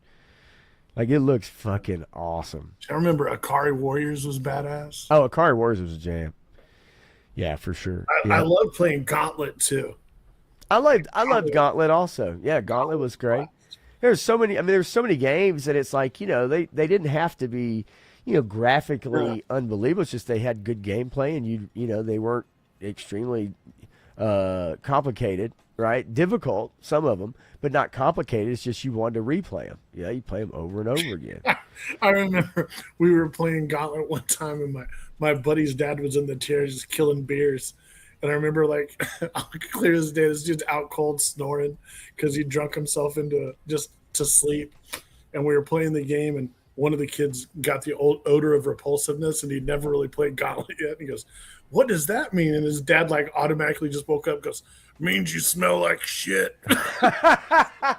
Died laughing. That old man was hilarious. Oh, shit. Yeah, 1942. A lot of those like top down, ones that those shooters like that. Yeah, those were fun. But yeah, this game looks cool as shit. It's on Steam. I think it's if you can see, it says November 2025. It's I don't think it's out yet. I saw some reviewers that kind of were like reviewing it, but I think they got early access. But yeah, there's different choppers you could do. You start out with like a little 2-seater kind of deal, and eventually get you like an Apache, and move yourself up with different types of missions and different landscape. Yeah, it looks pretty fun. Probably going to be pretty inexpensive. Yeah. Probably not the look, $15. Yeah, Let's see. I like little indie games like that, dude. They're You badass. can buy it for $15. It's early access, so as you get it, they'll add more shit to it. So yeah, like it's pretty neat. And you don't need a crazy powerful PC to play it. That's the other thing, right? A lot of these games that are coming out now on PC, like you got to have a fucking amazing graphics card and processor to play this shit, man. Yeah, your shit's got to be next level. I got a pretty good one, but like it ain't that good. What the hell is Steam? Steam is like a repository where you can buy games. It's got a 1-900 number. No, you can buy games and it kind of stores them all in one spot online. So you can access all your games off of Steam. I think when that G.I. Joe game was coming out, I got Steam. Yeah, it's just to give you an idea, Woody, I'll share the screen with you since I have it still pulled up. I'll just go to the home page, and as you can see, like, you know, you've got, they have sale items and different games, and then you can look, like, you can search, like, let's see. Well, I'm surprised I'm not logged in already. It's kind of weird. No, yeah, just sign the fuck in. Anyway, let's see. You have a mobile authentic. No, I don't. God damn it! I really don't feel like doing all that shit. Anyway, but you can go to the store, and if I was logged in, I'd show you my library. Which, if I click I've downloaded the app, I've got it. But anyway, it just stores all your games, and you can buy games, and you can buy. You know, you can look at new releases, and you can look at what's hot, the top games that are out. You know, and all that shit. So. Just an easy way to buy games and keep track of them. But no physical copies, no physical, right? Nothing. Yeah, the winter sale's on the 18th, right? Yeah, it's good shit. There's a lot of good-ass games on there, I ain't gonna lie. And, Steam seems to be kind of the best one out of the bunch, right? Like, you've got good old games. That one's pretty good. They have a lot of older games. You have Epic Game Store, which is terrible. Their UI is fucking terrible. And, look, I will tell you this. My browser history on this computer is clean as fuck. Now, my tablet, on the other hand... Boy, don't go asking to use my phone, bro. You better have a wet wipe. Yeah, this PC, when I bought it, I was like, I ain't looking up shit, right? And I have not. I really, truly have not. I've kept this thing about as clean as you can keep it. But my tablet, on the other hand, oh my god, the new Dune game, multiplayer, I don't know. Let's see. Yeah, you download them, burn them to disk, but like most PCs don't come with disc players anymore. Right? Joe Montana football, I had that. Sports Talk football. I was like, oh, 1st and 10 on the 49. Kansas City has it. Oh, he fumbles it. Interception. Those games are crazy. And then moving into the the Super Nintendo, man. Like Castlevania. Oh, sure. Mm-hmm. Yeah. See, I mean, I love Genesis though. Like I love the Genesis. Genesis. I was fortunate enough to have both. The Genesis was badass, so there were so many good games on Genesis. The music was like more bassy on the Genesis. It was kind of trippy like that. Top down. Sonic was so badass. Top down cowboy game on the NES like Jackal. You're not talking about Wild Guns, are you? I don't know. Jackal was badass. Yeah, Jackal was cool as fuck. Yeah, I've heard Arc Raiders is fun, but I've heard that it's kind of weird. Like, it's one of those PvPvE games where, like, you come upon somebody and they're like, please don't shoot me, please don't kill me. And you're like, nah, dude, you're good. And then they turn around and you fucking kill them and take their shit. Yeah, it's kind of weird. Like, there's a meta to it, I guess. Not big on online gaming. Never have been. Never been a. I remember I had to buy an adapter for my PS2 to play Madden online against like my buddy. And internet back then was dial up, and it was maybe DSL at best. And it was just such an awful experience. And that was like 2004. And I think ever since then, I just never got into online gaming. Yeah. It's not, I'm it's just not a not my big fan of it thing. either. I just love single player, story driven games, Fallout and all that shit. That's my jam, man. Like that's truly my jam. Yep. Let's see here. Steam Sports Fest 2025. Like, what the fuck is this? You ever played any of those hunting games by chance? You ever played any of those fucking things? Buck Hunter's about where it ended for me. Okay. Yeah. I've looked at some of them. They have the Hunter Call of the Wild. It's like $2 fucking. Literally, it's $2. It came out in 2017 though.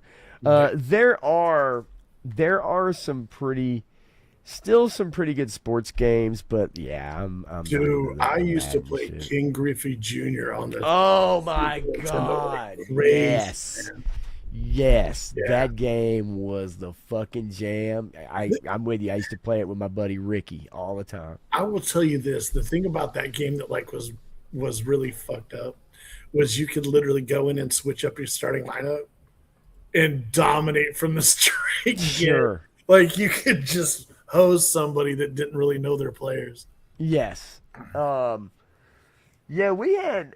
Did you have an Intellivision or like ColecoVision? I had a Coleco. Yeah. We had Coleco and we had Dungeons Atari and- 2600.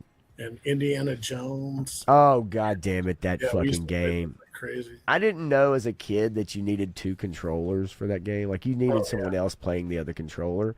Yep. Because we had E.T. We got E.T. Yeah, E.T. We had Indiana Jones. We had all the main ones. I had like the sports games like football and baseball and whatever. And god damn, those fucking games are fucking terrible. Yeah, they were horrible. Horrible games. I mean, really, really bad. Absolutely horrible. It was like playing a fucking Tamagotchi. Yes. It's just like dog shit. Yes. No. Brutal. And, it was all you had, Yeah. and then you go to the arcade, right? But, Yep. I mean, Nintendo truly did kind of revolutionize home gaming again because, those early. I'll never forget Missile Command, but I'm good. I will say, Missile Command was one of those that was, and we got it. Look, we got a 5200. We got an Atari 5200, and Played a Popeye. Yep, Popeye, and I know the newer Missile Command, which looked like the older Missile Command. Yeah. That and the controllers for that thing were shit. Yeah, Just they're horrible. shit. Horrible. And so I mean, when the Nintendo came out, it was just like my buddy down the street got it, and it was like, oh my god, I have to have that. Yeah. And then eventually we all had one. And I was trading comic books to get like money. Yeah, man, I get it. Nintendo. Staying up late, me and my buddy Justin, man, I'd spend the night at his house, and we would stay up, like as late as we could as kids playing Metroid. And he used to just love watching me play it because he wasn't that good at it. Yeah. So he just liked to sit there and watch me play Metroid.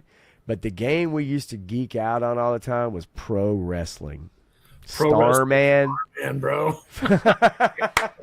Starman. Yeah, we used to play pro wrestling and Skate or Die were really hardcore. But I think the two game or the game that kind of changed it all was Super Mario 2, man. Yeah. That was the jam. Yes. Yeah. I do love that game still. And which Mario 2 was Doki Doki Panic. Yeah. Right? Because you have to pick the radishes up out of the ground and throw them and shit like that, right? And I loved Mario 2 more than Mario 1 for I sure. did too, yeah. And Doki Doki Panic is very similar to that, just different character skins. And you got Toad, and you got the princess. Yeah. You had everything in Mario. I agree. I absolutely love that game. Fantastic. And probably my favorite Mario. I know some people say the one that has the overworld and shit, Yeah. and you go to the different, Super Mario 3 was like a board changed. game along the way. Yeah. So Baseball All-Stars. So Baseball Stars on NES, where you could change the player names and the team name and the logo of the team, and you could customize the entire team. And I used to get the newspaper, and I would get the box scores, and then I would create my entire league. I would edit all the players for every team. And create whatever, it's like a 12-team league or whatever. Yeah. And I would pick the teams, I'd pick the logo, and I would change every single player in the whole game, and then do a my own league with them, and then and pick your one team. And the funny thing is you could change the player character like skin for the different types of players like they had. And I think they even had like chicks, and it was like, no fucking girls on my team. I swear they had like an all girls team. Even back then. Even back then. That agenda. Damn. Holy fuck. That's so funny. Yeah, that is. Yeah, Super Dodgeball is good, man. Yeah, we I There's don't know, some man. You break out those old Nintendo powers, and Yeah, we'll do that. That's fun. yeah, that'd be pretty fun to do. What time is it? Fuck, I don't know. Yeah, it's about 1:30. My contacts are Is it fucking really? yeah, my contacts are Yeah, screaming call at it a me. night, man. Yeah, I'm gonna call tonight. I do have to do some Christmas shopping tomorrow also. Same. I got to get up a little early, so because I got to work tomorrow night. I'll do the next five in a row. Got my brother. Pew pew. I gotta go pick it up. Okay, all right. Yeah, the lovely ladies team. Yeah, they did look like women at least. As compared to today, if there was a Baseball Stars game that came out and an all-women's team, be scared to see what they look like. I will say this, for all the new trailers we've seen for games, I will pre-order and I will pick up the new Onimusha. For sure. Onimusha, the first one was incredible. Yeah. No, when I saw that was coming out, dude, I was like, okay. I was like, wow. Yeah. 15 years later. Yeah, no doubt. Well, shit, man.